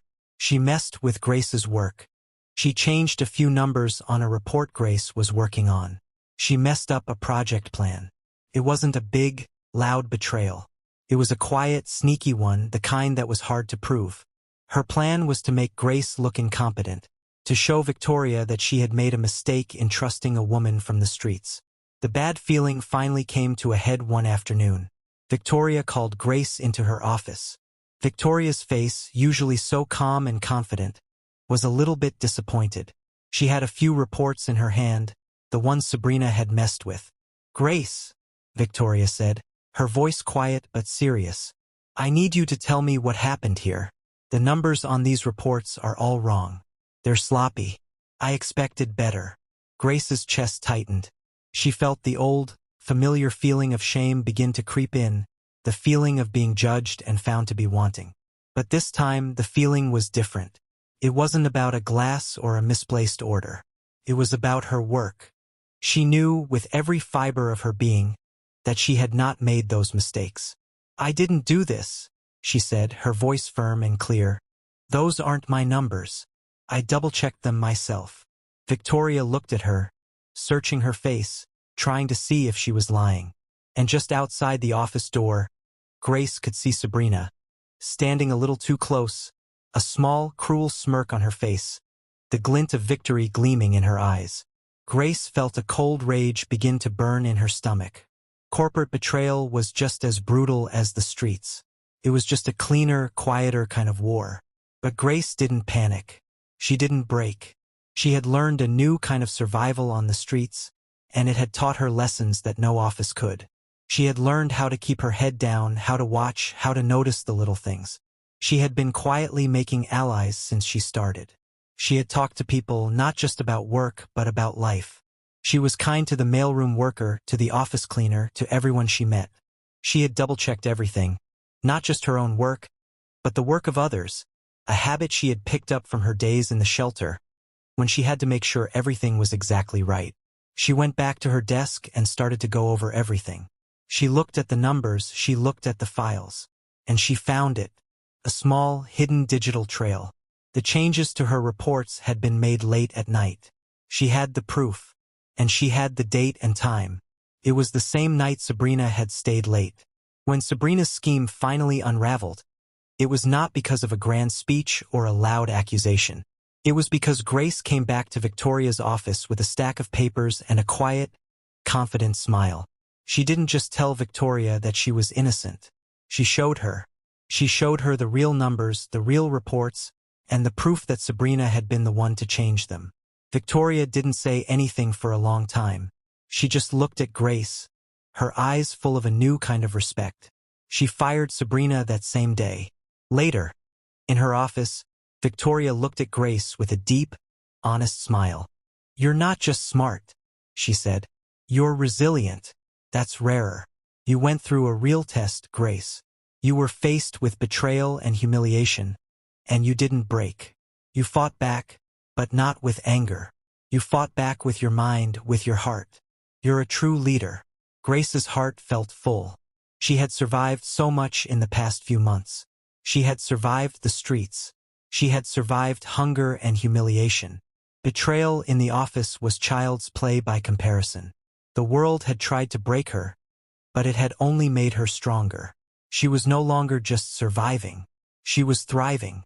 She had a job, a friend, and a mind that was now sharper and more resilient than it had ever been before. And she was just getting started. The air in the shelter was different now. Not just because of the changing season, but because of Grace. She wasn't hiding in the corner anymore. She was a face people knew, a person people trusted. She was helping with the daily routine, her mind working on new ways to make everything run a little smoother. She was a woman with a purpose, a new light in her eyes. But one afternoon, as she was helping to serve coffee, Daniel arrived. He wasn't in his usual kind volunteer clothes. He was in a suit, his face serious, and he carried a briefcase, a small, dark shape in a room full of noise and light. He found her in the kitchen, and his eyes burned with a kind of quiet intensity she had never seen before. "Grace," he said, his voice low and serious, "I need to talk to you. Now." He led her to a small, quiet office in the back of the shelter, a room they sometimes used for private meetings. He put his briefcase on the table and opened it. The quiet click of the locks felt loud in the small room. He pulled out a stack of papers. They were old, yellowed, and tied with a thick, official-looking ribbon. They smelled of old paper and dust. They looked important, serious. "I've been digging," he said, his voice a low whisper. "After you told me about the letter from your mother, I couldn't stop thinking about it, about Charles Kane and the promise he made. I went to the court archives, the public records, and I spent days just looking for any trace of the name Eleanor Morgan in connection to the Kane family. It was a long shot, but I found something." He spread the papers out on the table, and Grace's eyes went wide. The first page had a big, old-fashioned title at the top: "The Last Will and Testament of Charles Kane." The founder's will. The man her mother had talked about. The man whose son had thrown her out on the street. Grace's hands were shaking as she reached for the papers. Daniel put a gentle hand on her arm. "Look at this part," he said. He pointed to a small paragraph, a simple, official-looking block of text in the middle of a long page. Grace's eyes scanned the words, her heart a frantic drumbeat against her ribs. She read it once, and then again, her mind struggling to make sense of what her eyes were seeing. In recognition of Eleanor Morgan's loyal and dedicated service, a trust of shares is established, to be transferred to her descendants in due time. Grace's hands began to shake even harder. She read the words over and over again. A trust of shares, to be transferred, to her descendants. She was the descendant, the only one left. Her mother's name was there, in an official legal document from the founder of Kane Enterprises himself. It wasn't a lie. It was real. It was a promise. And it was proof. This can't be," she whispered, her voice full of a raw, disbelieving wonder. "What does it mean? A trust?"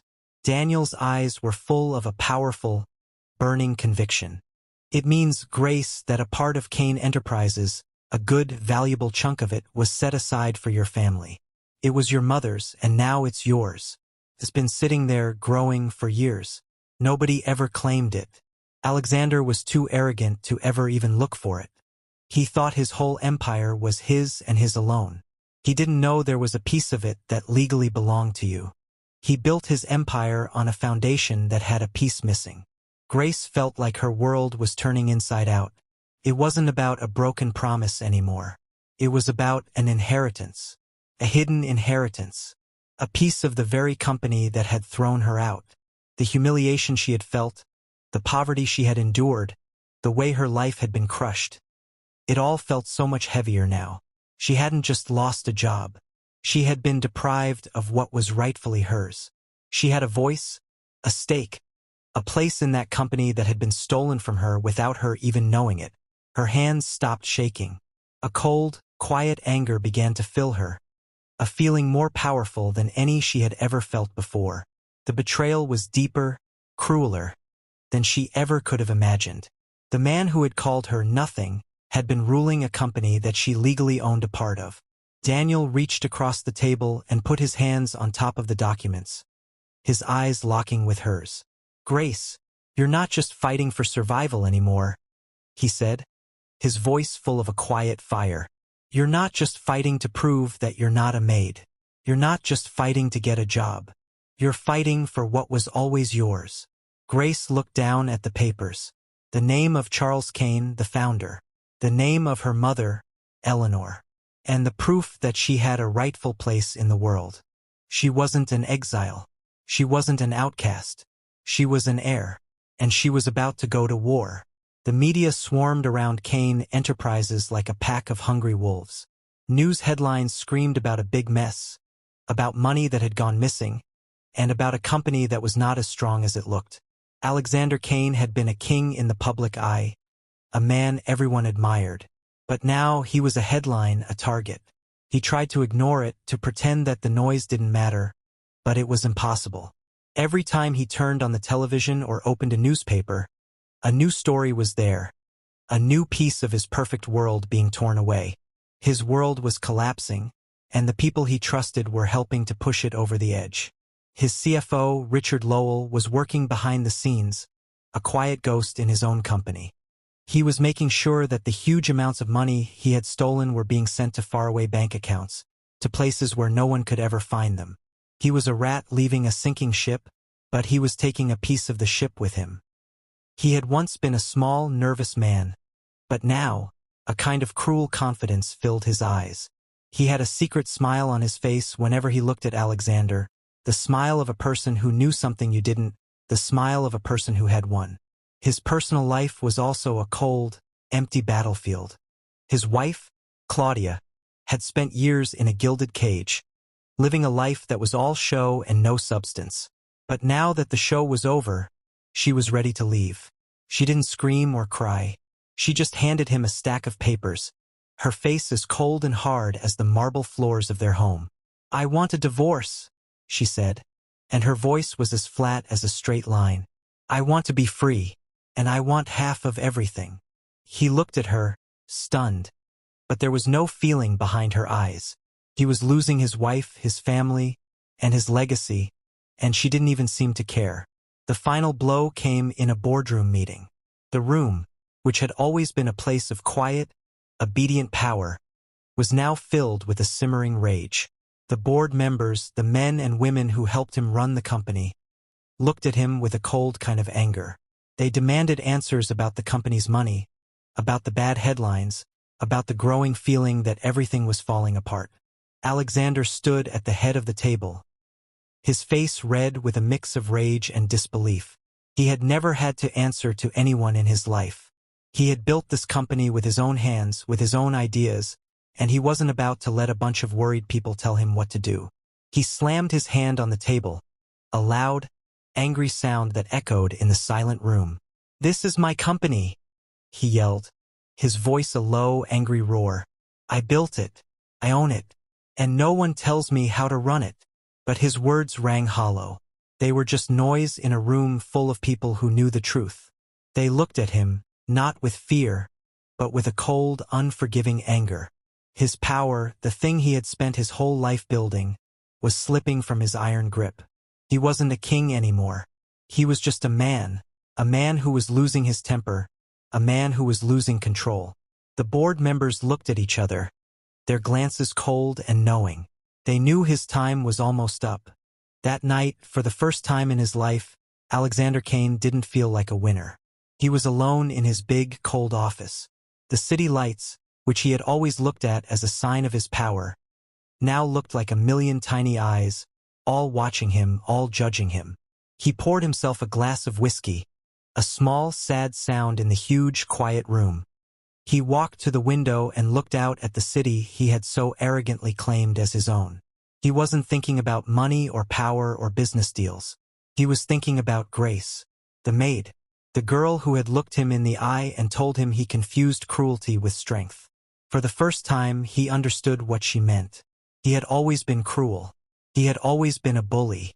He had believed that his power came from crushing other people. But now, without his power, he felt small and weak and alone. He was a man with a broken company, a broken family, and a broken soul.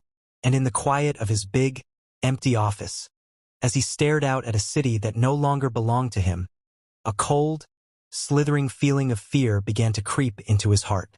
It was a feeling he had never known before. It was a feeling he could not control. And it was just the beginning. The borrowed blazer felt heavy on Grace's shoulders. A new kind of armor for a new kind of war. She stood before a tall, polished mirror, and the woman staring back at her was not the frightened maid who had fled in the rain. This woman stood tall. Her hands trembled as she straightened the blazer, but it wasn't from fear. It was from a quiet, building anticipation, a feeling she hadn't felt since her days in college.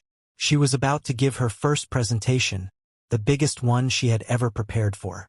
She was about to prove her worth to a room full of powerful people. She took a deep breath and walked down the long, empty hallway, the sound of her heels a confident rhythm on the marble floors. The Hale Industries boardroom was a world of cold glass and dark wood, a place of serious business and big decisions. Grace walked in, and for a moment the room fell silent. Men in expensive suits sat around the table, their faces bored and dismissive.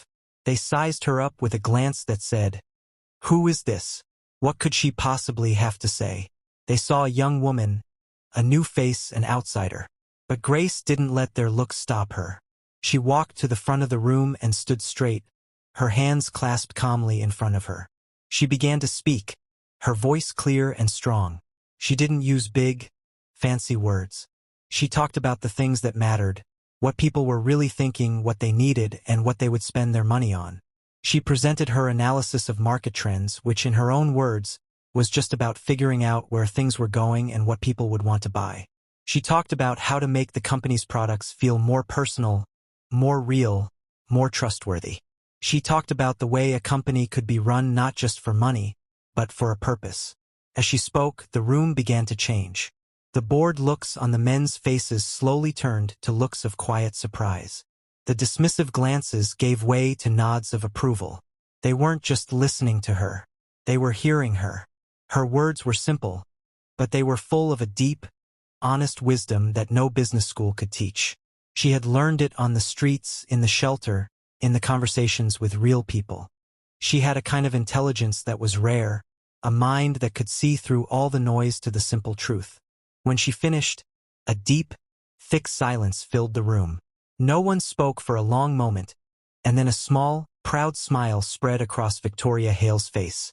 "Gentlemen," Victoria said, her voice full of a quiet satisfaction, "meet the woman who may save this company." Later that evening, after the adrenaline of the presentation had worn off, Daniel came to her small, clean apartment, the one Victoria had helped her rent. He held a small, manila envelope in his hands. "They're ready," Daniel said, his voice full of a quiet excitement.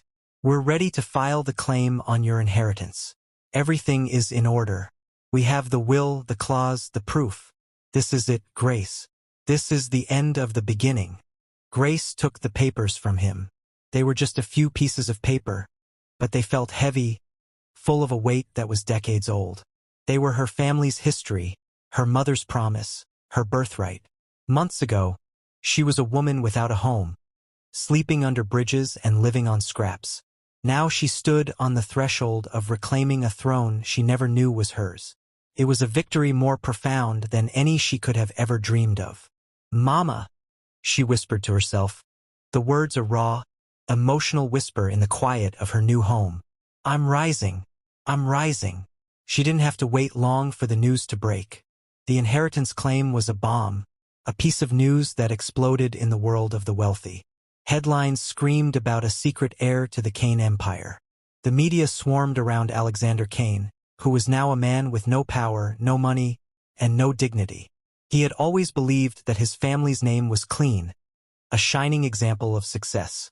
But now the world knew that a piece of that foundation was a lie, a piece that belonged to a family he had called nothing.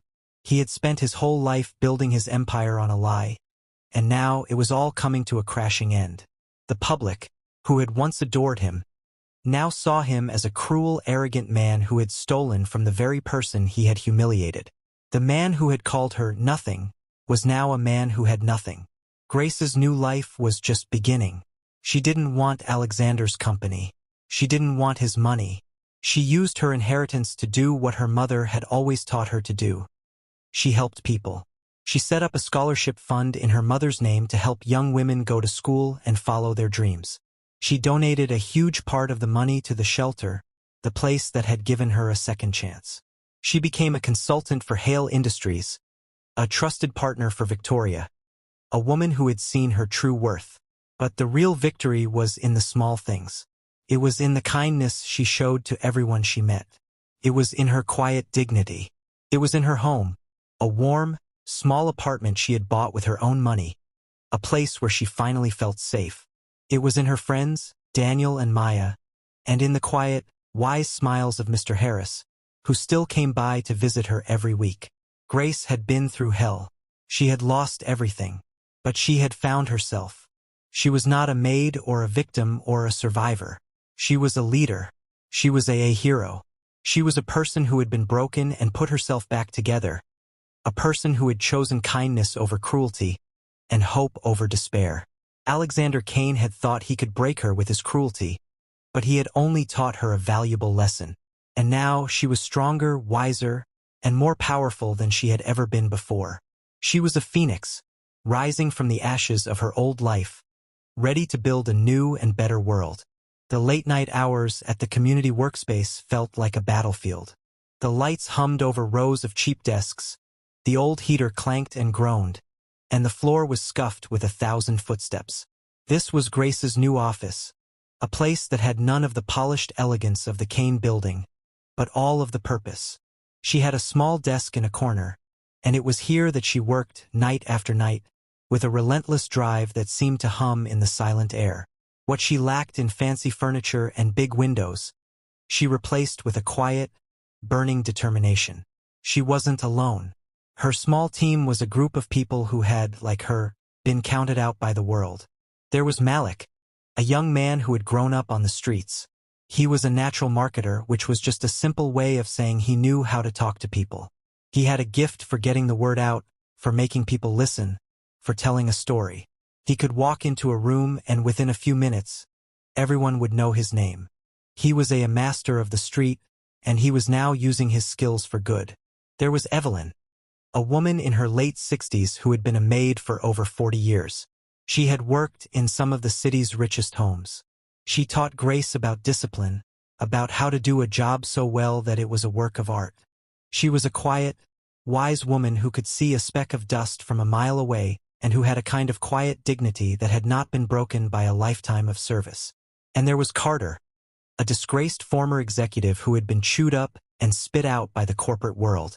He had seen the dark side of greed and ambition, and he had lost everything because of it.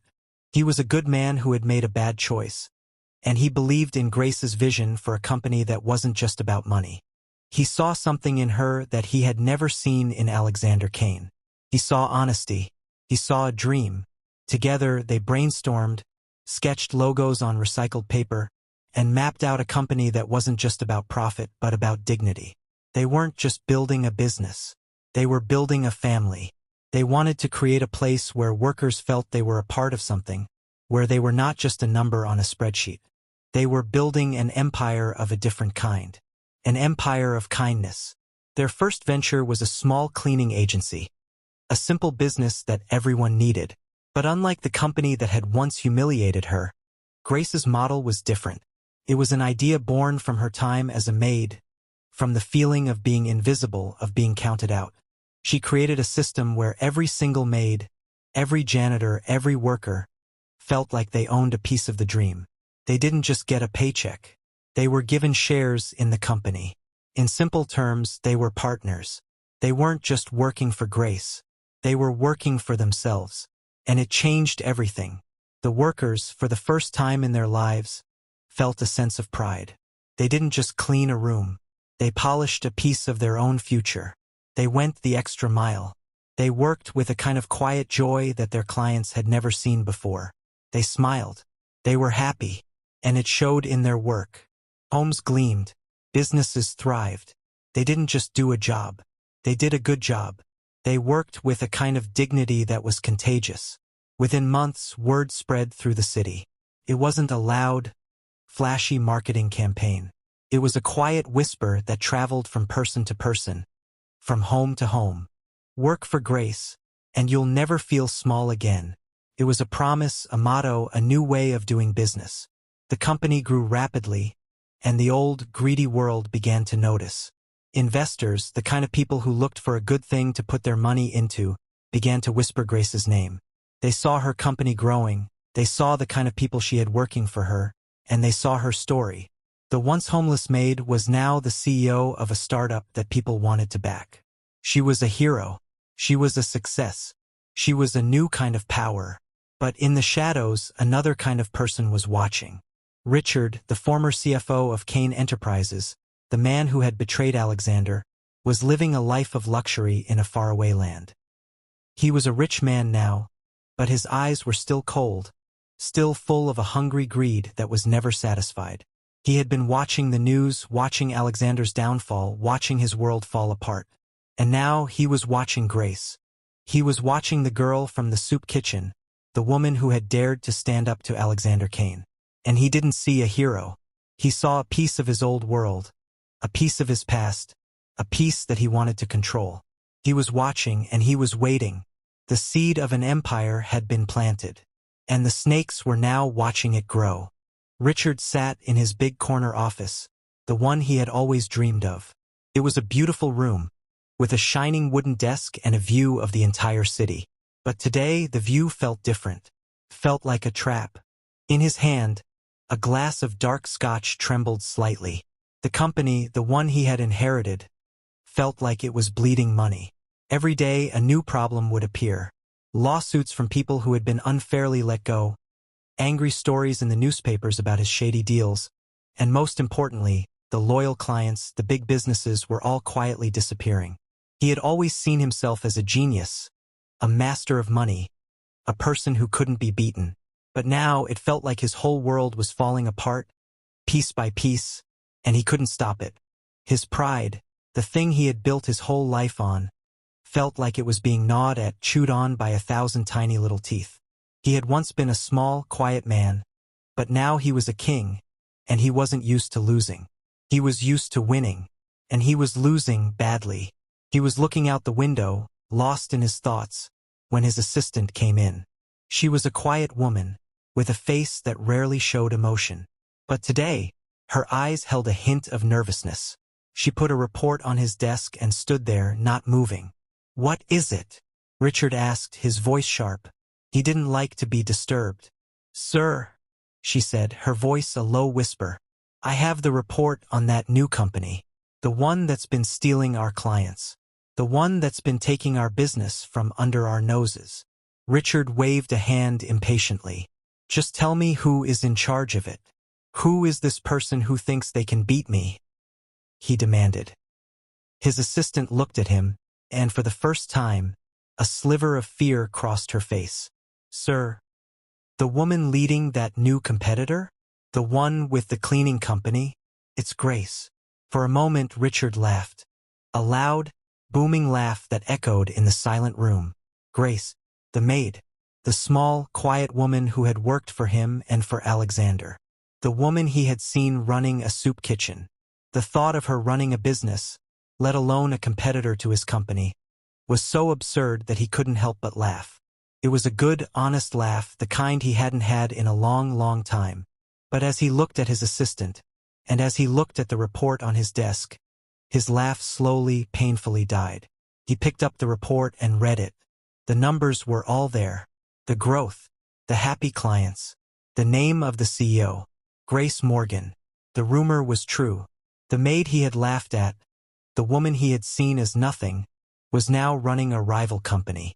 And she was winning. She wasn't just in business. She was snatching contracts that were once his. She was taking his clients, the ones he had spent years trying to impress. Enraged, a fury so hot it felt like a fire in his veins, he slammed the glass of scotch against the wall. The glass shattered into 1,000 pieces, and the dark liquid splattered across the expensive wallpaper. He didn't care. All he could see was her face, that quiet, dignified face. She was nothing. She was nobody. "She's nothing," he yelled, his voice a raw, angry roar that shook the very walls of the office. "She'll never beat me. She doesn't know the first thing about business. She's just a maid." "A maid!" he screamed, as if the word itself was a terrible curse. But beneath his fury, a sliver of a feeling he had never known before took root. It was a cold, quiet feeling that slithered through him like a snake, a feeling that had a name he was too proud to speak. It was fear. He had always seen himself as untouchable, a god in a world of mortals. He had taken down a titan, Alexander Kane. But he had taken down a titan who was already crumbling. And now he was faced with something different. He was faced with a woman who had nothing, a woman who had crawled out of the ashes he left her in, a woman who had built her empire from nothing. He had created the very enemy that was now threatening his empire, and he hadn't even known it. He was a rich man. He was a powerful man. But in that moment, he felt a cold dread that he would finally be beaten. And he would be beaten by the one person he thought could never, ever stand up to him. He was a king with no one left to rule. And his enemy was finally at the gate. The taste of victory was short-lived for Richard. He had expected Grace to fall with 1 or 2 well-placed blows. But she kept getting up. That was a problem. He knew that anger was a bad way to do business. But a deep, cold fury was now his only guide. He was a man who couldn't stand to be beaten, especially by a woman he saw as nothing. He wanted to crush her, and he was going to use his power and his money to do it. He began to set traps. He paid off people in power, men with important titles like city inspectors, to go to Grace's offices and her clients' homes and find things that were wrong, even if nothing was. He got them to write up a lot of papers saying her company was unsafe, and he got them to try to shut down her operations. He used his connections, the ones he had built over a lifetime of shady deals, to get to the people who gave Grace her supplies. He gave them a lot of money to bribe them, to convince them to break their promises and cancel their contracts with her. He made sure she couldn't get the simple tools she needed to do her job. And when that didn't work, he got a team of lawyers to start sending her a mountain of complicated paperwork, lawsuits that didn't make sense, just to make her spend her time and her money fighting him instead of building her business. Each blow nearly crippled her company. The workers, who had so much hope, began to panic. They saw the inspectors, they saw the canceled supplies, and they saw the stack of scary-looking papers. They were afraid. They didn't want to lose their jobs. They had come to believe in Grace, but they had to eat. They saw the investors, the people who had put their money into the dream, pulling it back. The money was disappearing, and with it, the hope. The dim-lit office where they had once dreamed felt like a cold, lonely place of defeat. One night, the team was working late. The air was thick with exhaustion and worry. Grace looked at their faces, faces that she had come to know and love. She saw Malik, his usual spark gone, his eyes looking at the floor. She saw Evelyn, the wise, old woman, her face wrinkled with worry. She saw Carter, the disgraced executive, his face tired, a look she had seen before. She saw their fear, and for a moment, her heart ached with a deep, sad pain. But then the fire, the same fire that had burned in her on the streets, the same fire that had given her the courage to speak to Alexander Kane, came roaring back. She stood up from her desk and walked to the front of the room, her voice trembling, but not from fear. It was trembling with a quiet, burning rage. "We've been knocked down before," she said, and her voice was a little shaky, but it was full of a quiet power. You all have. I have. We know what it feels like. We know what it feels like to be told we're not good enough. We know what it feels like to be told we don't matter. She looked at each of them, her eyes full of a deep, honest feeling. But remember why we started this. We didn't start it for money. We didn't start it for glory. We started it because no one should ever feel worthless again. She walked to the window and looked out at the city lights, the same lights Alexander and Richard had once looked at as a sign of their power. He wants to scare us. He wants us to give up. He wants us to walk away and let him win. If we let him scare us now, then he wins twice. Once when he fired me, and again when he silences us. I refuse to give him that victory. I refuse to let him win. Her words hit them like a bolt of lightning. The exhaustion on their faces was replaced by a new fire. The worry in their eyes was replaced by a new purpose. They didn't just hear her words. They felt them. They felt the power of a woman who had been through the worst of it and had come out on the other side. They had believed in her, and she had just reminded them why. They didn't give up. They didn't walk away. They worked harder, smarter, and cleaner. They found new suppliers, small business owners who didn't care about Richard's money and who respected their honesty. They found a way to fight the endless stream of paperwork. With Daniel's help, they polished and cleaned and worked with a new, quiet pride. And the clients began to notice. They saw the quality of the work, but they also saw the headlines about the attacks. They began to admire not only their service but their resilience against corruption. They saw a company that wasn't just about money. They saw a company that was fighting for something they believed in. They saw Grace's courage, and it inspired them. The fire was no longer just in Grace. It was in her entire company, and it was burning hotter than ever before. The tides of battle shifted in the dead of night, not with a loud crash, but with a quiet click of a mouse.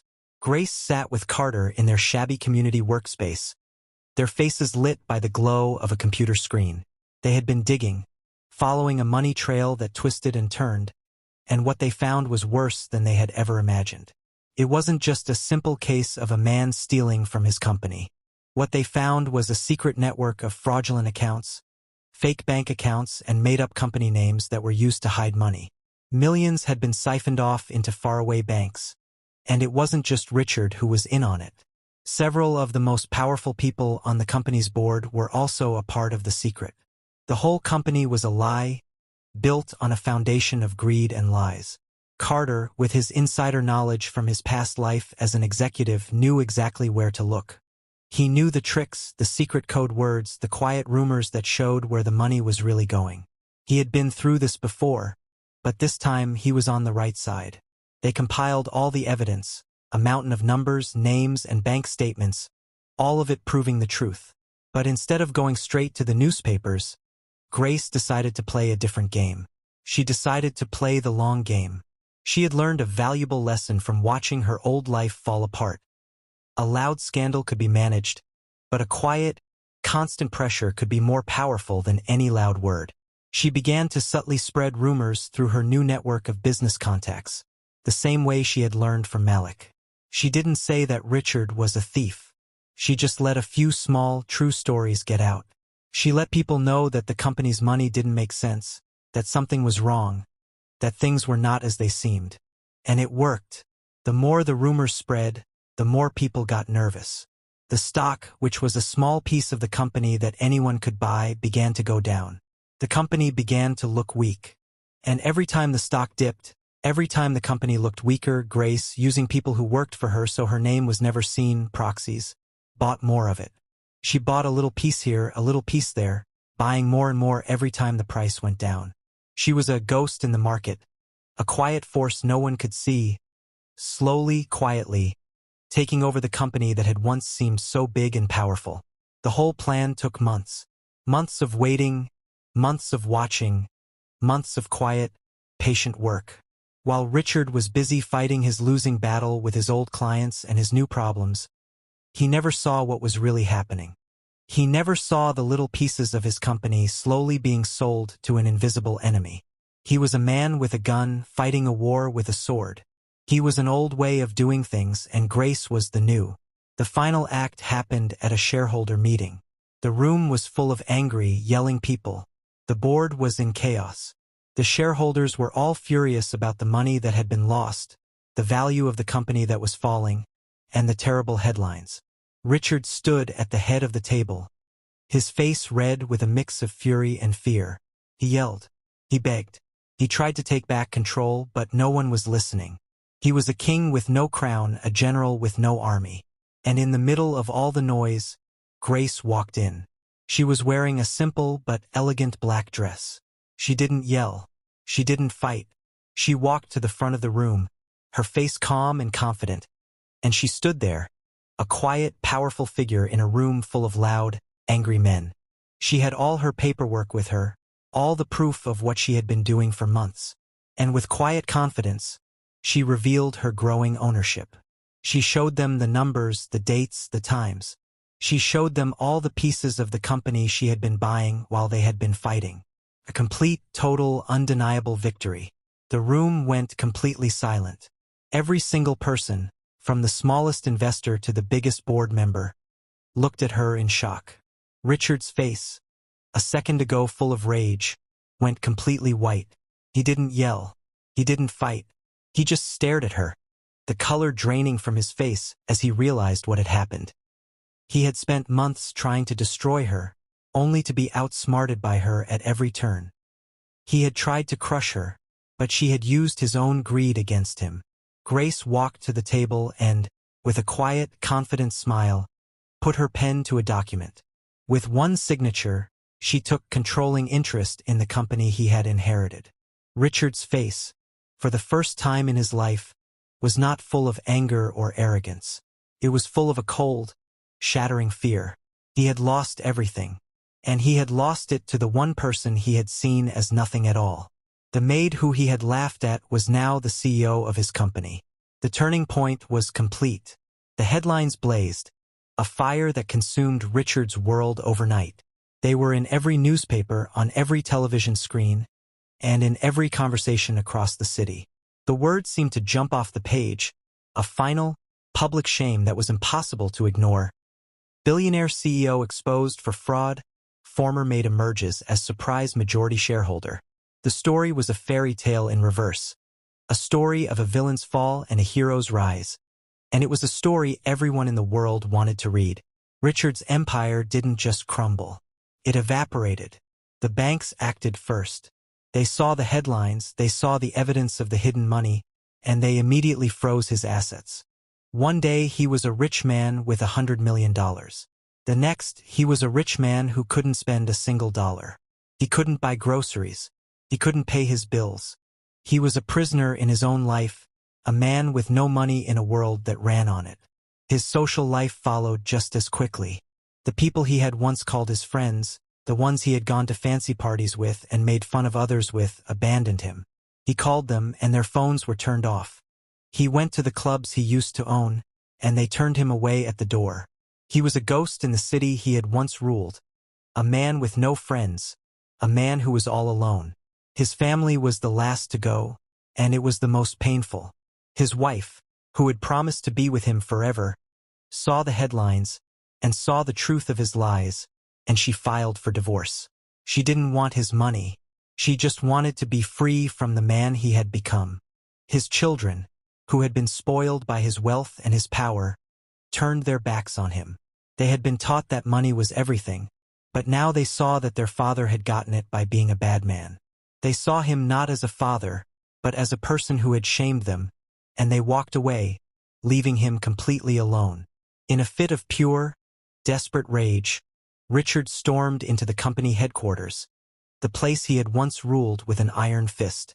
He had no one, nothing, but he still had his pride. He was going to go in there and show them all that he was still the boss. But he was met at the door by two big, serious men in black suits. The security guards. They blocked his path.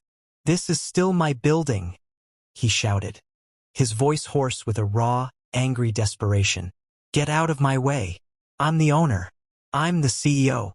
But the words rang hollow even to him. The guards didn't know him. They didn't care.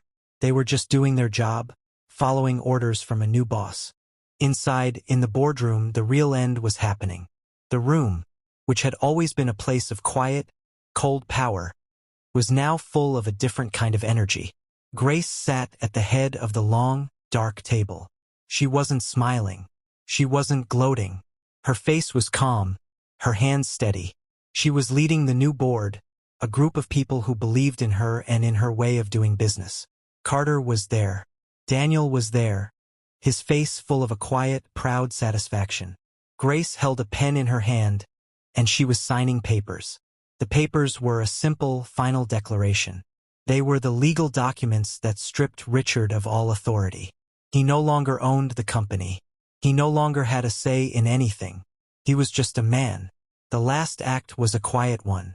Richard, yelling and screaming at the security guards, finally looked inside the room. He saw her. He saw Grace, sitting in his chair with his pen, signing his company away. And for the first time, all the anger left his body. It was replaced by a feeling he had never known.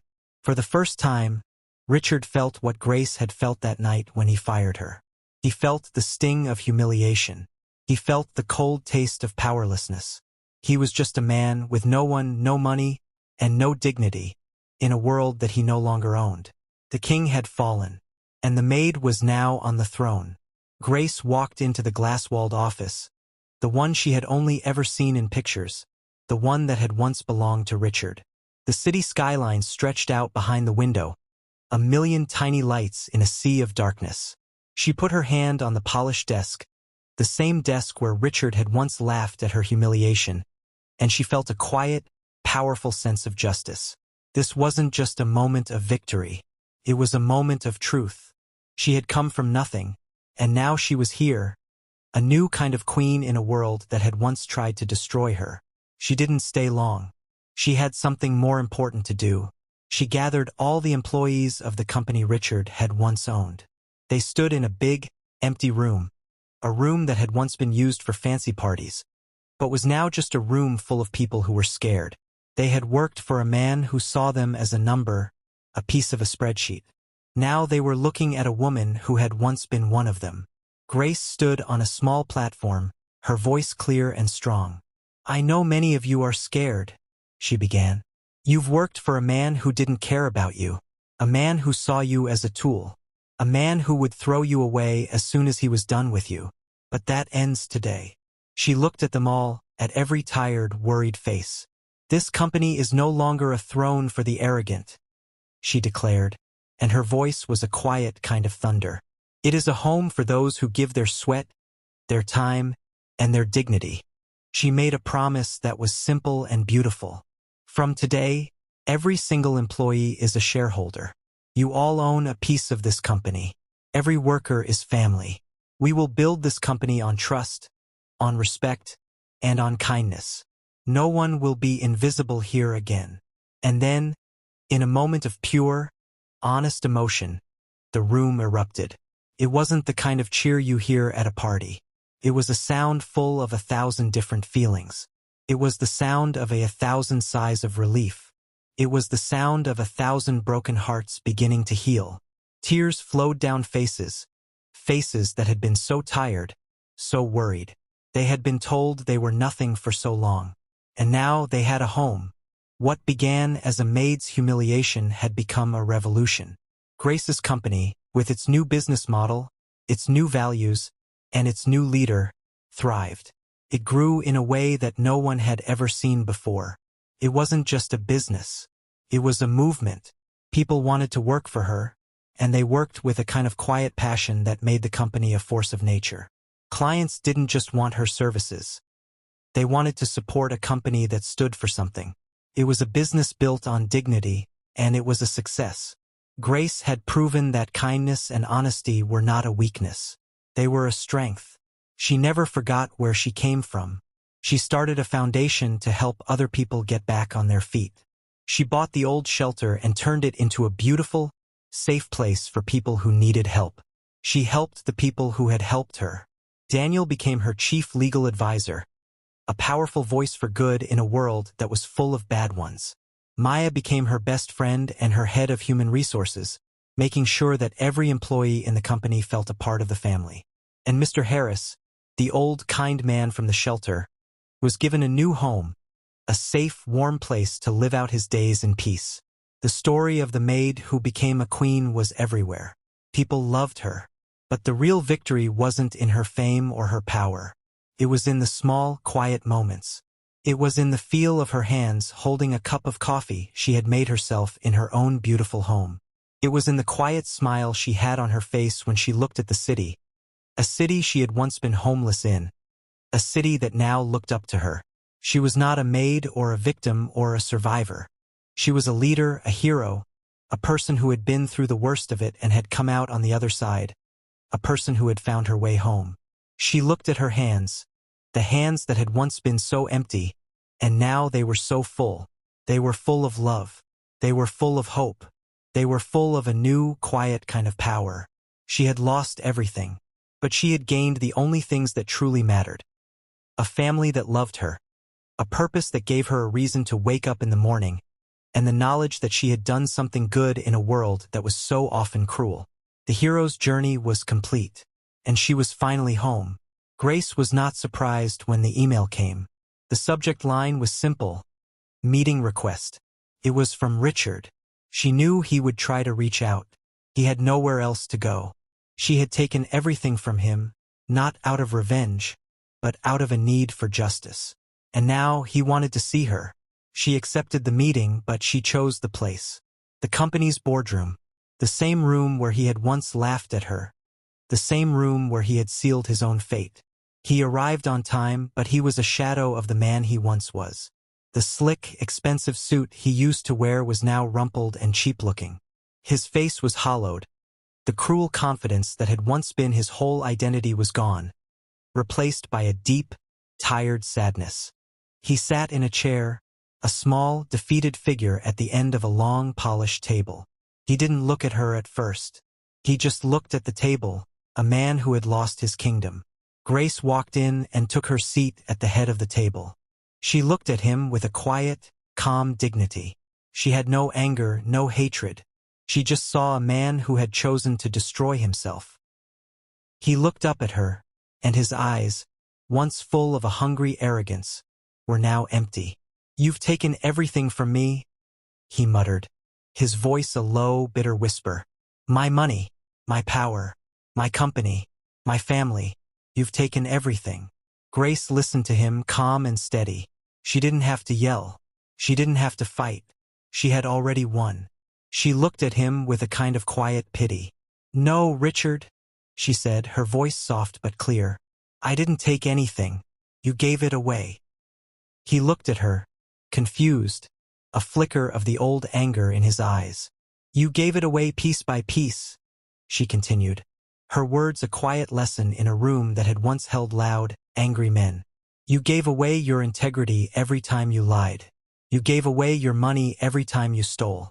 You gave away your reputation every time you chose greed over gratitude. And you gave away your family every time you chose pride over people. I only took back what you wasted." He clenched his fists, a last, desperate act of defiance, but no words came. The man who had once towered over her was now silent. He had nothing left to say. He was a man with no words, a man who had finally been defeated. Grace looked at him and she knew she had a choice. She could destroy him further. She could tell the world about all of his other lies. She could press charges that might send him to prison for the rest of his life. She could make sure he never worked again. The thought was tempting. For a moment, she felt the raw, powerful urge for revenge. But then she remembered the girl she once was. The girl who had been so full of hatred, so full of anger, a girl who had lost everything. She had spent so long fighting to get what she wanted. She didn't want to become the very thing she hated. She didn't want to become a person who enjoyed watching another person suffer. Her victory wasn't in his pain. It was in her peace. She stood up from the table, her hands clasped in front of her. She looked at him one last time, a quiet, final act of kindness. "I don't need revenge," she said softly. "I have something better. I have peace." And with that, she walked away, leaving him alone in the ruins of his choices. She didn't look back. She didn't need to. The battle was over. The war was won. The story of the maid who became a queen became a legend. Grace, with her quiet strength and her powerful message of dignity, became a leader in a new kind of world. She was not just a CEO. She was an inspiration. She was a revolutionary. She had proven that you could build an empire not with money and greed, but with kindness and honesty. Her company became a model for businesses all over the world. People wanted to work for her. People wanted to be like her. She had shown them that a different kind of life was possible. She never forgot where she came from. She bought the old shelter and turned it into a beautiful, safe place for people who needed help. She made sure that every person who worked for her was treated with respect and dignity. She created a new kind of company, a company that was a home for all who worked there. And in her heart, she was still the girl who had a dream, a girl who believed that people were good, and that hope was a powerful thing. She found a kind of peace she had never known. She was not a queen on a throne, a lonely person with no friends. She was a woman who had a purpose, a family that loved her, and a heart that was full of gratitude. She had not only won the war, she had also won her soul. She was not just a CEO. She was a human being. And that was the greatest victory of all. Thank you for joining me on this incredible journey. This story is a testament to the fact that no matter how low you fall, you can always rise again. Years later, the name Grace Morgan became a byword for something more than just business success. Her name became synonymous with empowerment and dignity. The company, which had been born out of a terrible humiliation, had grown into a true beacon of light in a world that was often dark. It wasn't a cold empire ruled by a distant king. It was a thriving, living community built on respect, kindness, and a shared sense of purpose. Under her leadership, the company grew faster than anyone could have ever imagined. It wasn't because she was a ruthless person or a cold leader. It was because she was a good one. She knew that happy employees meant good work, and she made sure that every person who worked for her was treated like a family member. She gave them more than a paycheck. She gave them a reason to be proud. Workers who had once been invisible, who had been told they were nothing, now had a chance at a better life. The best sign of her success wasn't in the stock market or in the headlines. It was in the stories of her employees. The cleaning staff who could now afford to send their children to college. The janitors who could finally buy a house for their families. Communities flourished because of her. She had not only changed a company, she had changed a city.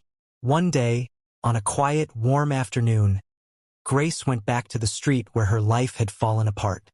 She walked down the same sidewalk where she had once slept, hungry and cold, with nothing but the clothes on her back. The street looked the same, but the people were different. They knew her. Children ran up to her, their faces full of a joyful admiration, calling her name. Mothers, with tears in their eyes, blessed her. They didn't see a rich CEO in a fancy car. They saw one of their own. They saw a hero. Grace smiled, and it wasn't a smile of arrogance or pride. It was a smile of gratitude, a quiet, deep thankfulness for the journey, for the pain, and for the life that she had been given. The story of the maid who rose to become a CEO spread across the world. She was on the cover of magazines. She was on television. People asked her all the time about her success, about how she had managed to take down a man who had seemed so untouchable. They wanted to know her secret. They wanted to know how she had done it. But Grace always answered the same way, her words a final, peaceful lesson for the world. "I wasn't born to destroy a man," she would say, and her voice was a quiet kind of thunder. "I was born to prove that dignity cannot be stolen, only delayed. And when it returns, it shines brighter than gold." And the world listened. The billionaire had fired his maid in anger, a small, cruel act that was meant to crush her soul. But fate had crowned the homeless black woman with the very empire he lost. It was a testament to the fact that power wasn't just in money or in a name. It was in the quiet, gentle strength of a person who refused to give up, who chose kindness over cruelty, and who, even when she was at her lowest, never lost her soul. The story was over. and it was a happy one. And that's the end of our story. A story about the power of dignity, the strength of the human heart, and the triumph of hope over despair. If you want to hear more stories like this, be sure to leave a like and subscribe to our channel. Your support helps us tell stories that inspire. See you next time.